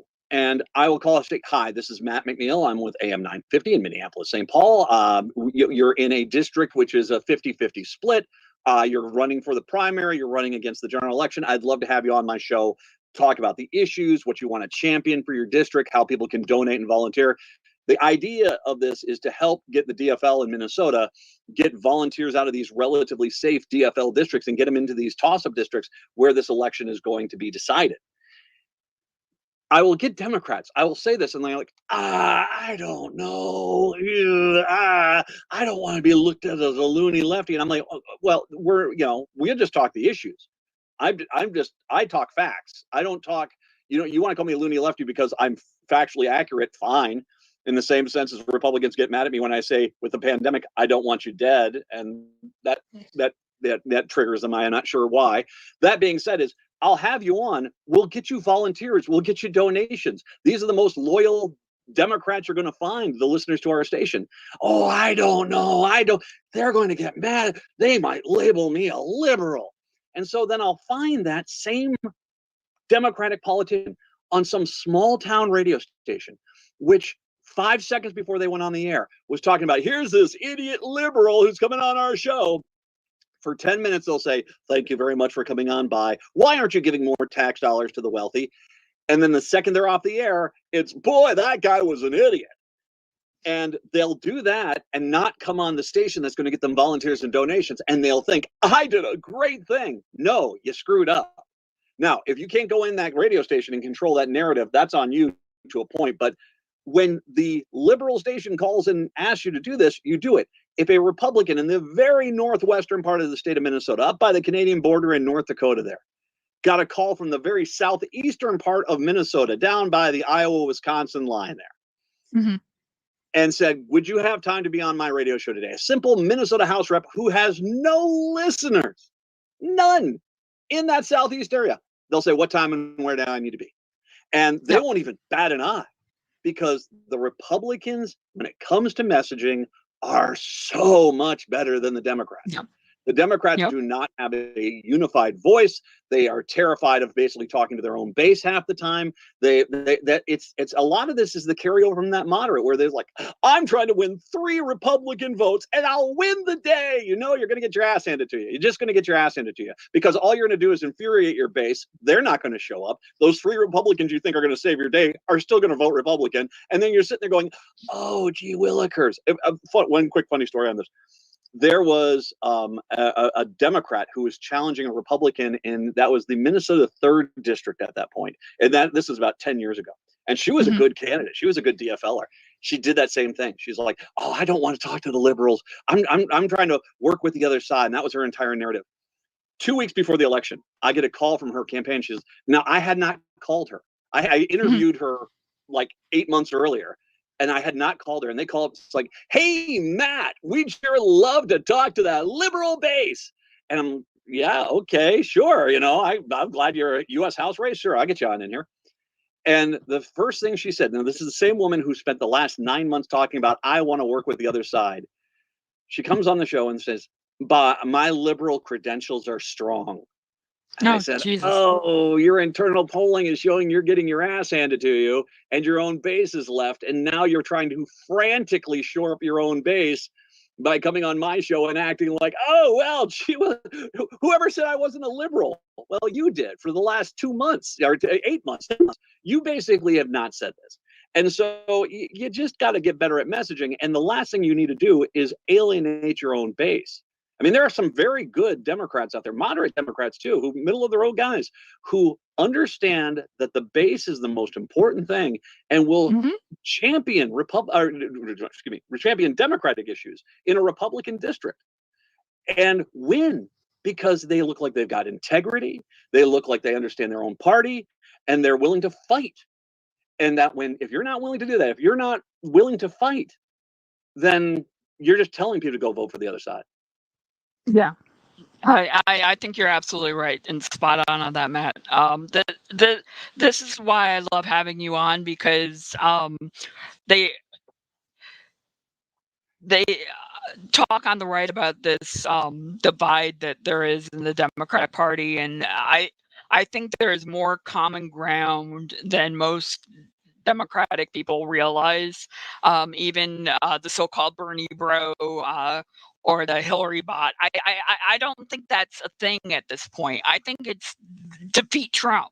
I think it's come to we need to win. We're desperate to win. And what I'd like to get on from you is what tips do you have?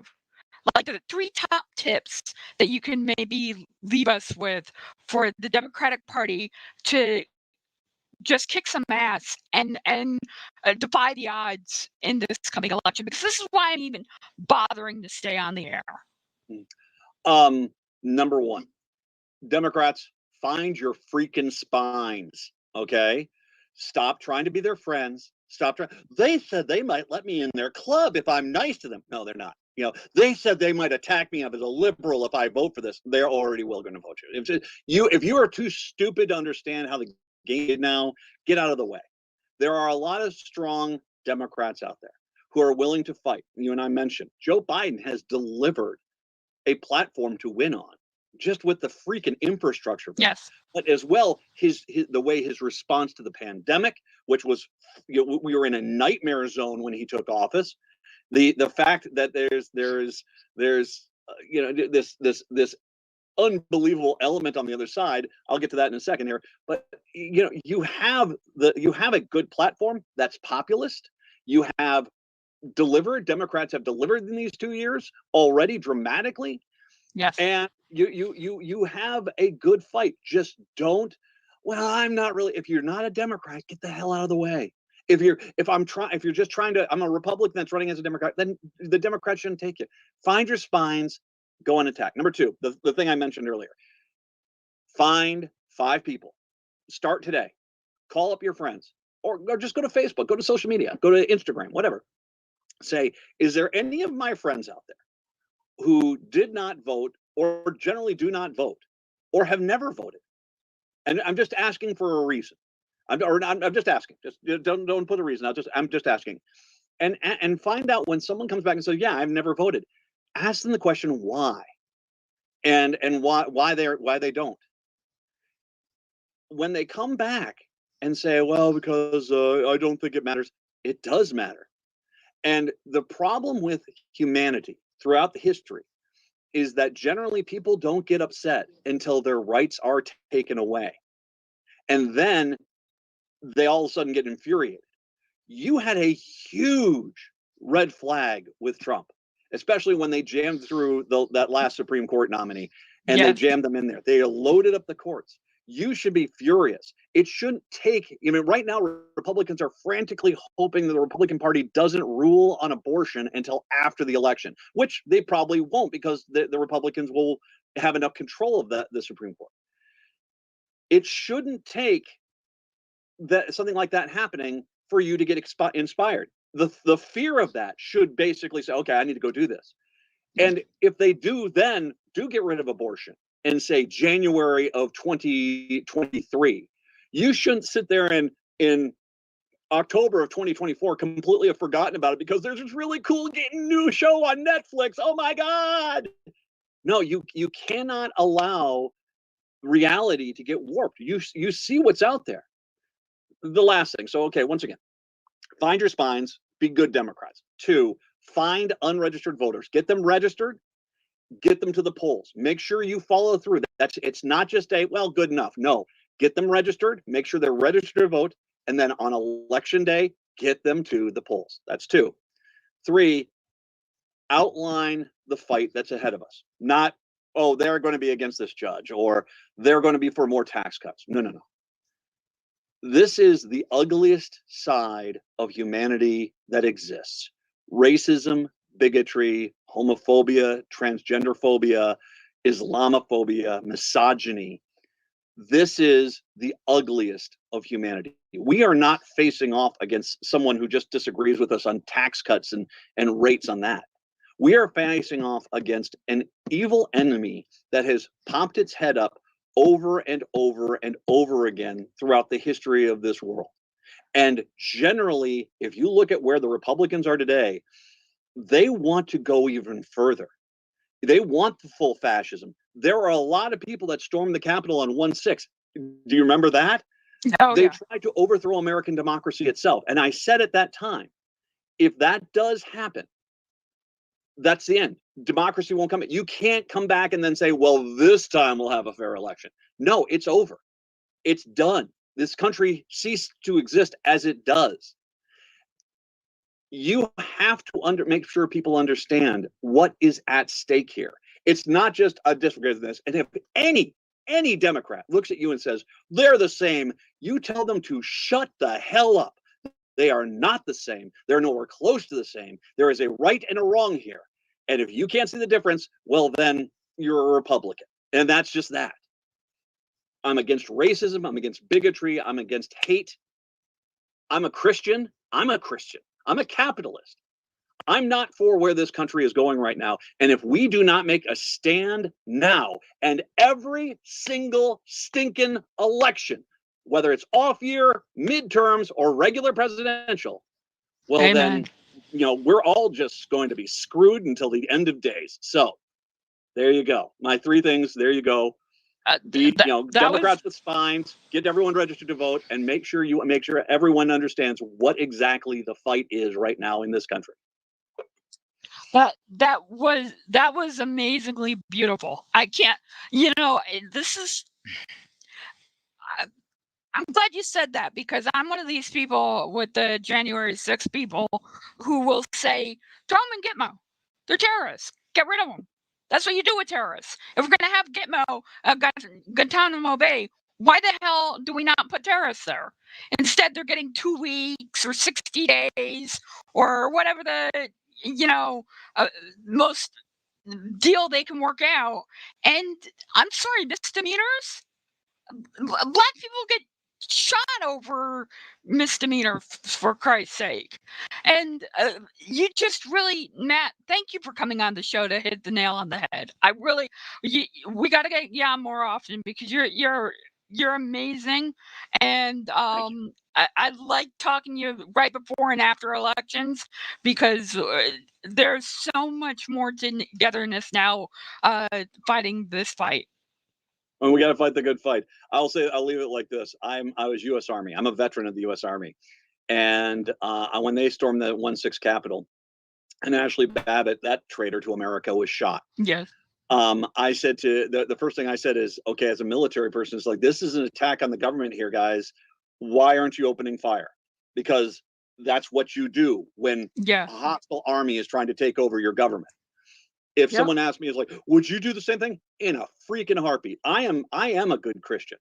But when I was in the military, if I was on a guard post and I saw an enemy not trying to deliver their complaints and grievances to the Speaker of the House, but trying to actually attack and get representatives to hold hostage or possibly even kill. Ashley Babbitt, you had been gone with me so long. You're a traitorous piece of scum, and you need to get that. We have to fight this fight. Do not allow the narrative that the Republicans want to push to become the narrative. You cannot allow that. There are some things. Racism is racism. Bigotry is bigotry. And anti-American insurrections are anti-American insurrections. There's your party platform right there. Fucking absolutely. You put. I had some technical problems today with this show, and I didn't think we were going to get off the ground. But man, you took us to flight. I gotta say, I'm so thrilled. You said let's do it today, because today was a get out and go and get them. And this is exactly why I do this show, why I have this network, why I think it's so important to get the word out. And I cut up these clips. I asked you specific questions for specific reasons. I'm going to put them on our YouTube channel. Feel free to share them. And I'll send them to you, because what you're saying is so goddamn important. And it as somebody who's non-binary and who's pansexual and who's going through their own stuff, to have allies like you is just amazing. So thank you for that. Well, I've had racists ask me, "What race are you part of?" I said, "The human race, you jackass." I'm for all people, and if you're on the other side of that, if you're somehow trying to argue that there is a second tier of human, just shut up and go away. All right, we're all here together. We've all been made this way. God made us all this way, and it's all cool. So I'm all for that. Thank you very much. By the way, if I can, really quick. Sure. Follow me on AM 950 Radio. You can podcast the show pretty much everywhere: iTunes, Spotify, it's all there. am950radio.com. And you can follow me on social media. On Facebook, it's Progressive Citizen X Matt McNeil Show, as well as the Matt McNeil Show on Twitter. Matt, again, thank you. It's always a pleasure, and you do the Lord's work, as Catholics say. I appreciate that. Although I do we could do another entire show about my problems with the U.S. Council of Catholic Bishops. Oh Lord, really we could have so much fun. We don't have time today. We'll book that though. That's on I will gladly come on and talk about that. Awesome. We will talk soon then, my friend. Take care. Thank you for having me on. No, thank you. Bye now, Matt. So that was the amazing things on television. Oh, that's not what I wanted to do. The things that we see and we know that are actually happening. Speaking of crazy, we just had the crazy insurrectionist Marjorie Taylor Greene on. I didn't want to play that just now. A great interview. Holy crap! Really, I love Matt McNeil. He is. This is why I was like getting so upset about the tech issues and everything else, because I get the Tara Devlin, Robin Kincaid, Desi Doyen we're going to have hopefully next week. I love these progressives, these strong willed people, and we're not going to take away. This is the Nosey Liberal. My name is Tom Reynolds. We're live, and I am going to put the clips up. He was just like, let's do the show today. And I was like, okay.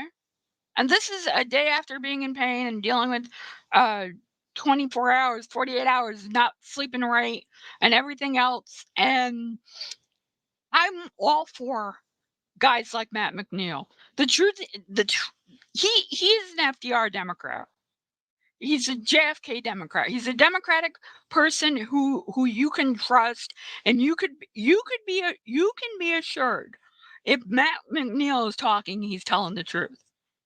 You don't have to look for, well, what does he think on this issue, or is there an angle, or is there something there? No, he is spot on. I've known him for years, and I'm grateful to have him on the show, and he was just wonderful. I wish he'd write a book. He needs to write a book, because that was just so epic. Because I'm trying to lay it out, and we have to get beyond the tech issues, which we will, but we have to get beyond the Republican and the Democrats are the same, and they do it this way. No, we're beyond that now. We have moved way beyond that. We're at a different time and place. We're at a space far greater and more urgent. And Jim said, interesting interview. Thank you.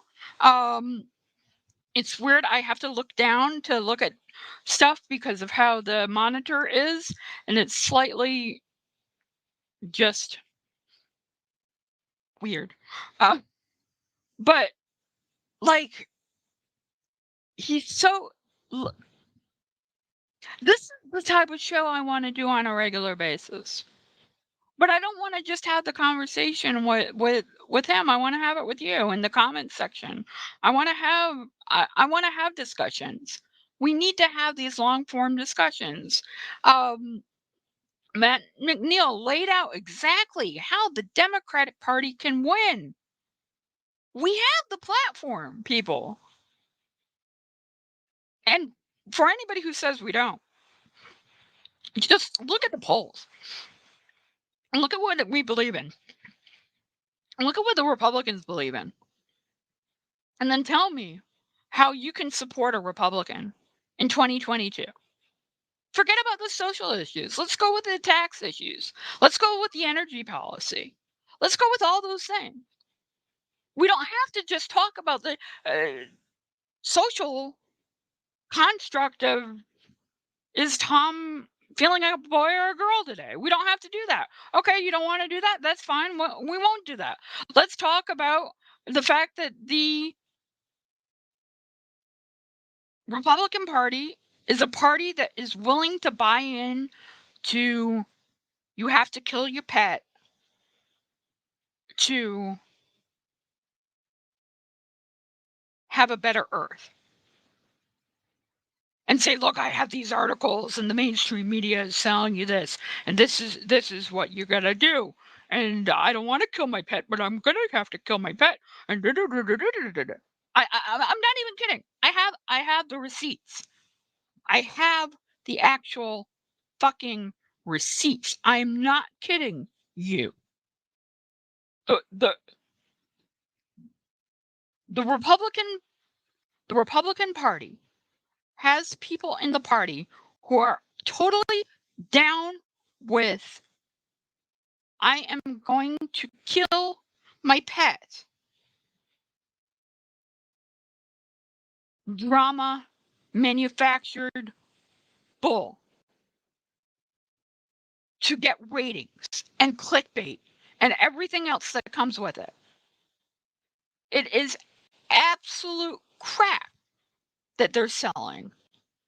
And it's crazy talk. And I'm trying to find it. And that's the one I don't have. But I do have the receipt. And you can go to the YouTube channel and check that out because it's up there right now. I thought I had it to load up, but I don't. But the crazy that I do have is Marjorie Taylor Greene, where we started off. You want receipts? We'll bring those.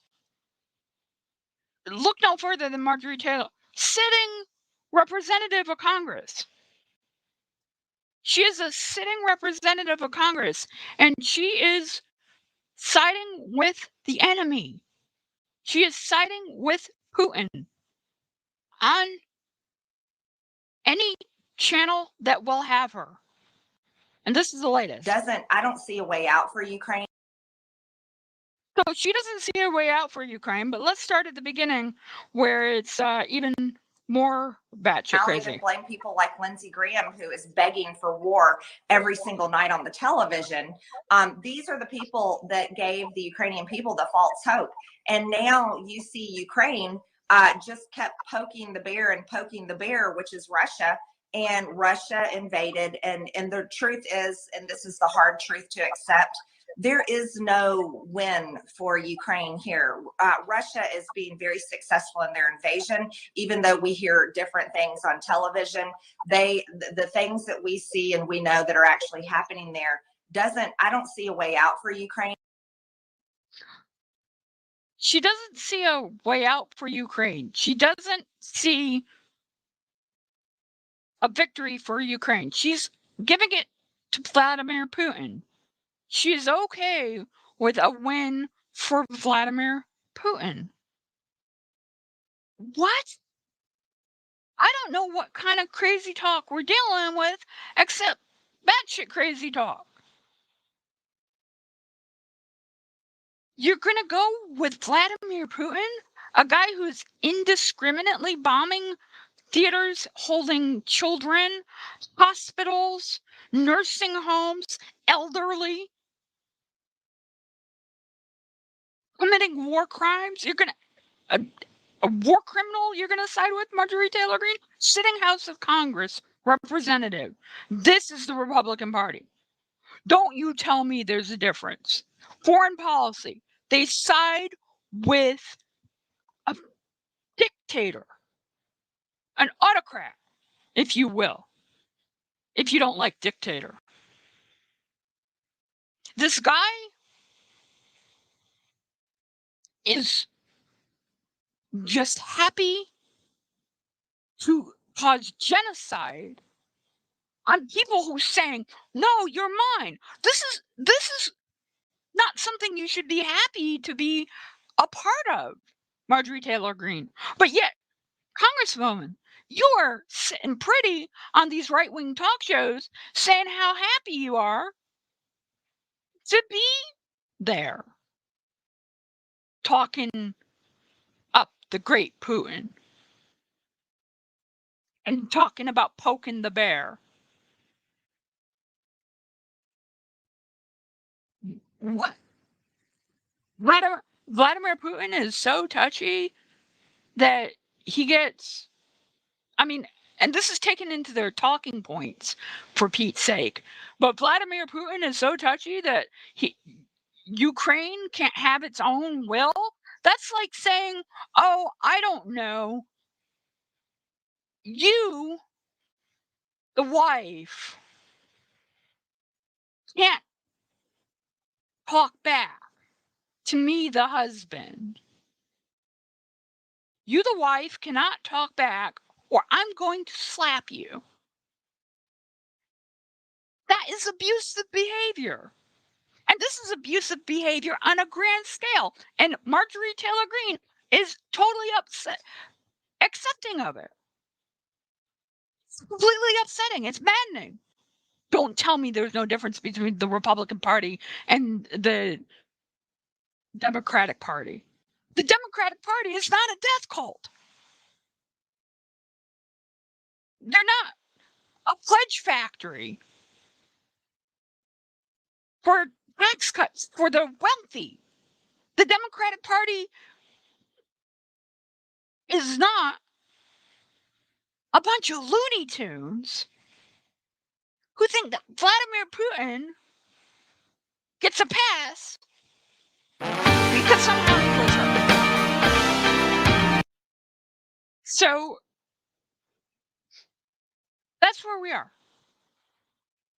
It should blow your mind. This is Nosey Liberal. My name is Tom Reynolds. We are live, and you're listening to it. I just can't. Jim says, no surprise they're willing to kill their kids. And I gotta find a way. I think I'm gonna move the screen. That's what we're gonna do. I'm no longer using that screen. We're gonna use this screen for the.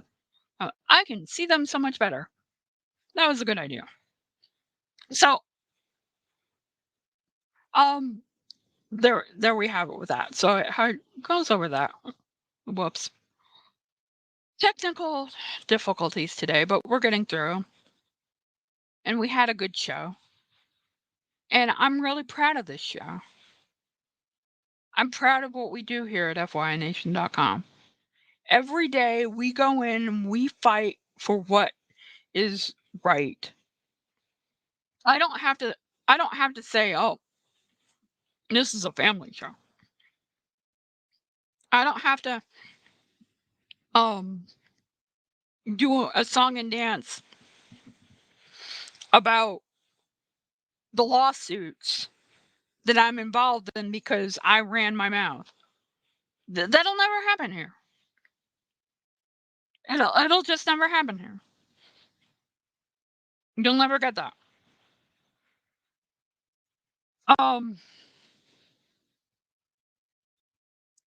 You get honest, forthright commentary from somebody who gives a damn about where they want their country to go. And that's what you get from me. And somebody who thinks that we can do so much better as a country. We can mountains better. I'm so glad we had Matt McNeil on today, considering I have a huge headache right now. And that is from the stress of being sick. Don't when you don't feel well, take it from me, and you're poor, don't make it so you'll have to go to the emergency room. Like, go to the doctor. Don't make it so it's the last minute decision you make. Because I'll tell you, being sick the past 2 days has been an awful, horrible experience. And I wouldn't wish it on anybody. And something that Matt brought up was universal health care. I am lucky. I don't live in a red state. I can have universal health care. I'm on the expansion for the Obamacare, for Affordable Care Act. I get that. I get Husky D or whatever they call it. I think it's Husky D for adult or Husky A, whatever. Names are hard. But I get the product of knowing that my tax dollars are going to my healthcare. Something everybody should get. Every American should get this. Every American should get the ability to have healthcare.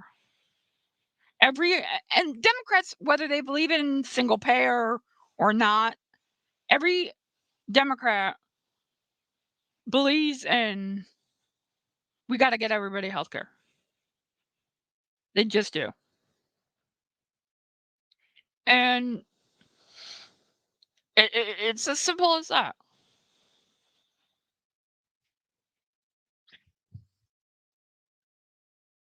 It's so the differences are so vast at this point between the Democratic Party and the Republican Party. There's a cavernous amount of differences. And if you are not allowing yourself to see the differences between the Democratic Party and the Republican Party, you're just blinding yourself. You're blind. I don't have anything else. Like, look, the Republican Party, the story, I don't have any other.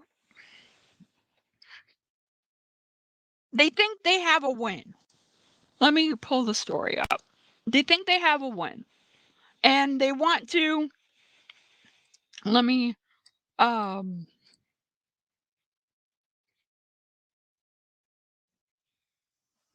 they think voters are dumb. They think voters are challenged in the skull. They don't understand that voters have some kind of clue, and they don't seem to grasp that, it's like important maybe to not bullshit voters. The GOP is using a crisis. It's never let a crisis go to waste to go after the Democratic Party. GOP is launching voter registration drive at gas stations as fuel prices reach historic highs. How brilliant is that? Don't call these people stupid. They have a strategy to win and to make it so you will not vote. All right? The Republican Party has a strategy. And it's the Democrats don't care. How easy is that? The Democrats don't care. Over the weekend, the RNC held voter registration drives at gas stations in Arizona. The party will expand its campaigns in other states, including Colorado, Iowa, Michigan, Maine, North Carolina, Ohio, Texas, and Wisconsin in the coming weeks, the Hill reported. Under Joe Biden, families are paying more for gas than ever before. Our chairwoman, Ronna McDaniel, said in a statement by the RNC. After killing American energy independence, bullshit, Biden is turning to our adversaries abroad for America's energy needs, bullshit. America's families are feeling the pain at the pump, and the Biden and the Democrats do not care, and they are making it worse. Translation. You voters are stupid, stupid, stupid. I'll say again, you voters are stupid, stupid, stupid. You will fall for this. You will fall for the narrative that the Republican Party, has a plan to somehow miraculously get gas prices lower. We have this great plan to get energy, the dirtiest of energies, from Canada, and then have them export it not to the United States, but all over the world. And that somehow is going to lower gas prices. Are you fucking kidding me? Are you serious? They think you're stupid. They think that you're under the perception that a Democratic person can control the gas prices. They don't control that.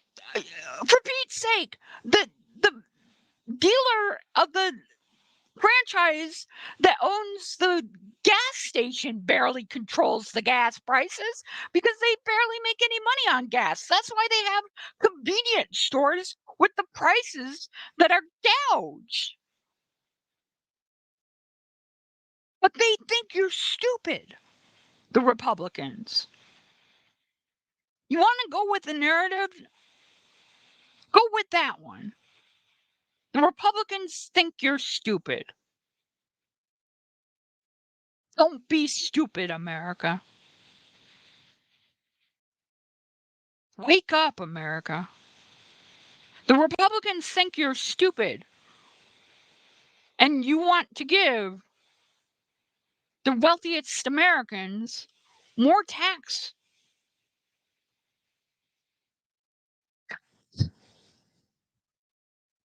I don't want to give them more tax cuts. Do you want to give them more tax cuts? I think that's crazy talk. I think it's crazy to think that I want to do that. But the Republican Party, with this gas price thing, voter registration, well, we're going out there and we're going to get these voters registered to vote because we believe we're going to lower the price of gas for the American people. We're going to do it best. Are you kidding me? For fuck's sake. This is, again, crazy talk. The Republican Party is batshit crazy.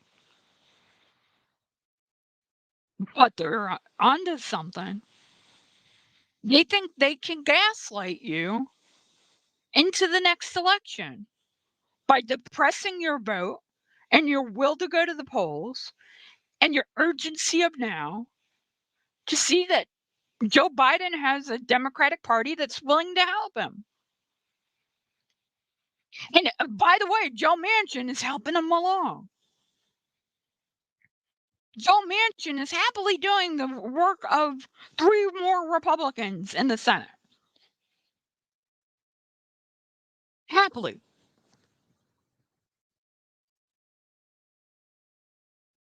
It is crazy. It is absolutely fundamentally crazy to think that here we are, this day and age, and the Republican Party doesn't not think you're stupid. You don't want health care for everybody. Why would you want that? You don't even want health care for yourself. Well, let's be realistic. We're going to repeal and replace the Affordable Care Act that black guy gave you because, we got something better, but we don't know what the fuck it is. Because translation, there's nothing better. There's never anything better from the Republicans. It's a giant goose egg. There's nothing there. There's no there. And the Republican Party thinks you're dumb. They think you're just going to go, oh, so that's it. So there we go. Please. Please. It boggles my mind that the Republican Party thinks people are this dumb. But then again, you have the same Republican Party who thinks that the babies are being eaten by the Hillary Clintons. Hillary Clinton just coming along and eating the babies and drinking the baby's blood and doing this, that, and the other things in a basement that doesn't exist.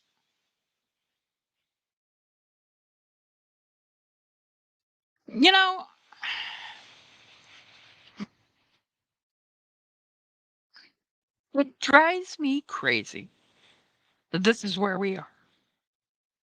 It drives me mad that we are at a point where we have this continual bullshit from the Republican Party. The only way to stop the madness is to get them out. Get them out. They'll cry foul. They'll say they should have won. But you really want the dumbest person in American politics, the biggest idiot in Capitol Hill, Kevin McCarthy, Speaker of the House? Forget Donald Trump and the fever dream of he's going to be president or speaker and then become president and all that nonsensical crap. Think about it. Do you want Kevin McCarthy, Speaker of the House, the guy who once said, I'd love to hit Nancy Pelosi over the head with a gavel? And you wonder why they like Putin so much. You wonder? I don't. I do not wonder one iota. Oh my God. Can I get a break? So we're going to have to do more of a show. We still got a show left. But we're going to have to do more of a show. I'm trying to find my sweet spot. Like, we need to get this ironed out to where I'm comfortable, you're comfortable, we're all comfortable, and everything's working, and we're having a show. And once I can find that cat executive producer like Tara Devlin has, man, everything will work wonders. But for now, we're stuck with me. And this is how the sausage is made. And nobody really cares how the sausage is made. In fact, most people don't want to know how the sausage is made. But my crazy ass tells you. So there's that. The good news in all this, we have a fighting chance to crush the narrative, to do the three things that Matt McNeil talked about, and go balls to the walls against the Republican Party. It's going to take more than just the handful of you guys, though. We're going to have to really knock it out of the ballpark. This is an all hands on deck thing. And I don't understand why more people don't see the urgency in that. Like I don't get it. But that's just me. This is bothering me, so I'm moving this here. There we go. That way. I like it better over there. That's much better. We'll get the technical issues worked out. The minor details worked out. This show is a work in progress. The important thing about this show is that we destroy the narrative of the Republican Party so the Democratic Party can govern. Because that's why we need the Democratic Party. We need it to govern. We need it desperately. So hopefully we can make it happen. Let's see if I like this better. Right there. There we go. I'm sorry, I'm fiddling while Rome burns. Technology wise.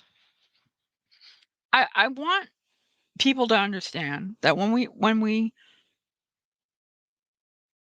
talk about driving down the narrative, we have to be focused on all the narratives. Whether it's green energy,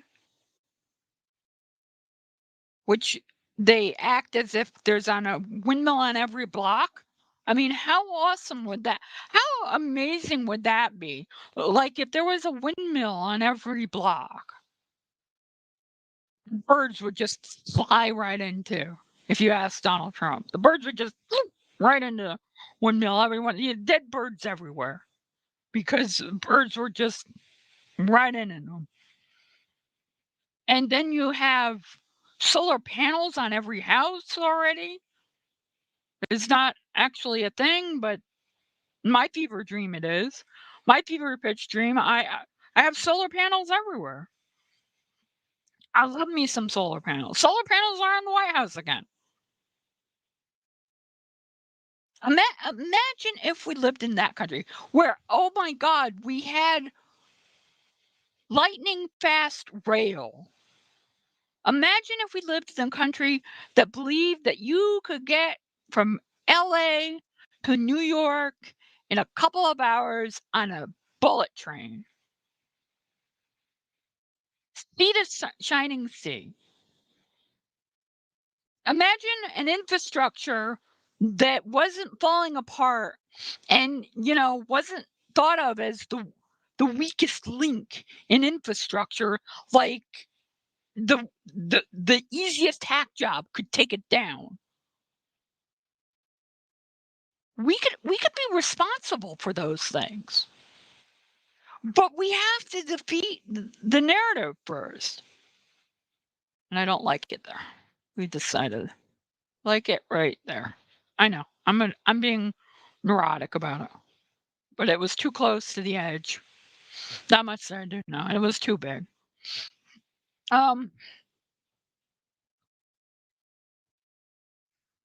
Sometimes I feel like I'm talking to myself, but I know I'm not. Because I know I have you guys out there, and I know that irregardless, we're going to get the job done.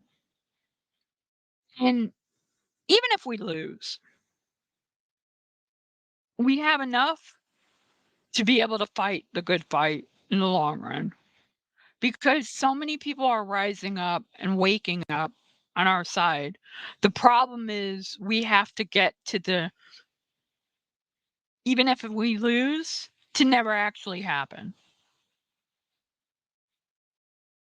That's where spine is involved. That's where the show is involved. That's where, like, knowing people, like, who wanna have a conversation come in handy. So we can spread the word. We're at 100 subscribers right now for our YouTube channel. I wanna get us to 1,000. 995 away from 1,000 is where we're at on this channel. I think we can do that. We're gonna have to work at it, though. It's not gonna be easy. No, nothing ever was. We just have to persevere. And we'll make it work. I have no doubt. I have no doubt that we'll make this network and make everything else work. We just have to keep at it. So if you can't support me on our Patreon at patreon.com/FYNation, support the network by subscribing, by liking, by watching, by telling your friends to watch. And look, I'm not trying to win popularity contests, or Lord knows looks contests. Beauty contest is definitely out. But messaging wars, I think we got. Because we're a party that doesn't want to hate people. We're a bunch of people who just want to be able to be who we are. And I think that, frankly, that's one of the more important things about us. We're not doing these crazy political bill stunts that just hurt people. And it's not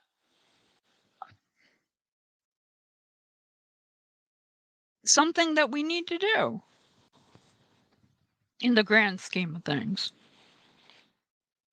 So we'll get things sorted and we'll go better. Although I don't think I'm going to use this camera later today. I think the camera is out. I think I'm going to use my other camera, which fell on the floor earlier, because of course it did.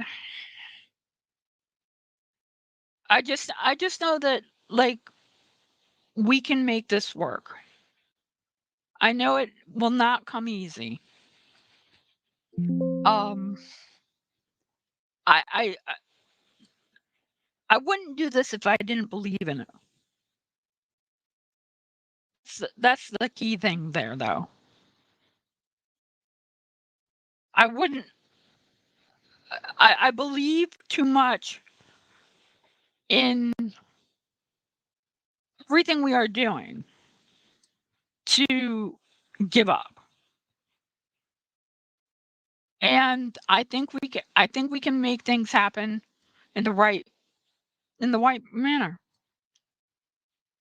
And I think we will. We'll get it all worked out in a matter of time. It just takes time to have at. It's definitely not gonna be easy. But who wants it easy? I'm babbling a little bit. I'll tell you what, I'm frustrated. because and the reason being is I have these stories, but I don't really want to do them right now. Like I want to do them. I'm gonna use some of them for Woke Talk Radio. Um, but I just feel like having a conversation. I don't feel like that conversation with Matt McNeil was so enlightening and so inspiring. I don't want to do like story and then be like there's a story about a Democrat who's taking corporate money, and I don't want to do it because to me that just feeds into the narrative. Like I have reasoning behind why it is Tom Reynolds is going to do the story, and I'll do it on Woke Talk Radio. But right now, I'm too inspired. Like I'm motivated. Like I want to do more, get more things working for you guys, and produce more for you guys. Because you give me the motivation to continue to do it. And I want to improve what we have. And you know, I think we will. It's just going to be a tough little bit of a road to haul. And today was no different. But our I'll tell you, thanks to you guys, the app is doing well in downloads, the FY Nation Radio app. If you haven't gotten it already, download it, put it on your phone, leave us a review. That would be very helpful if you want to help. Like there are ways you can help FY Nation, Tom Reynolds, and not spend any money. Like there are plenty of ways that you could do that. You could leave a review for us for FYNation.com on the App Store after you've downloaded the app.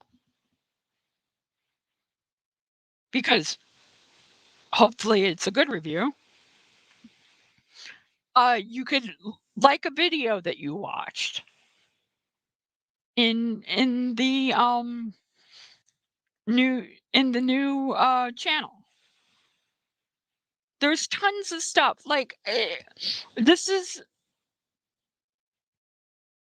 not something where I need necessarily money now. Now, true, it costs us $40 a day to make it so I could do what I do.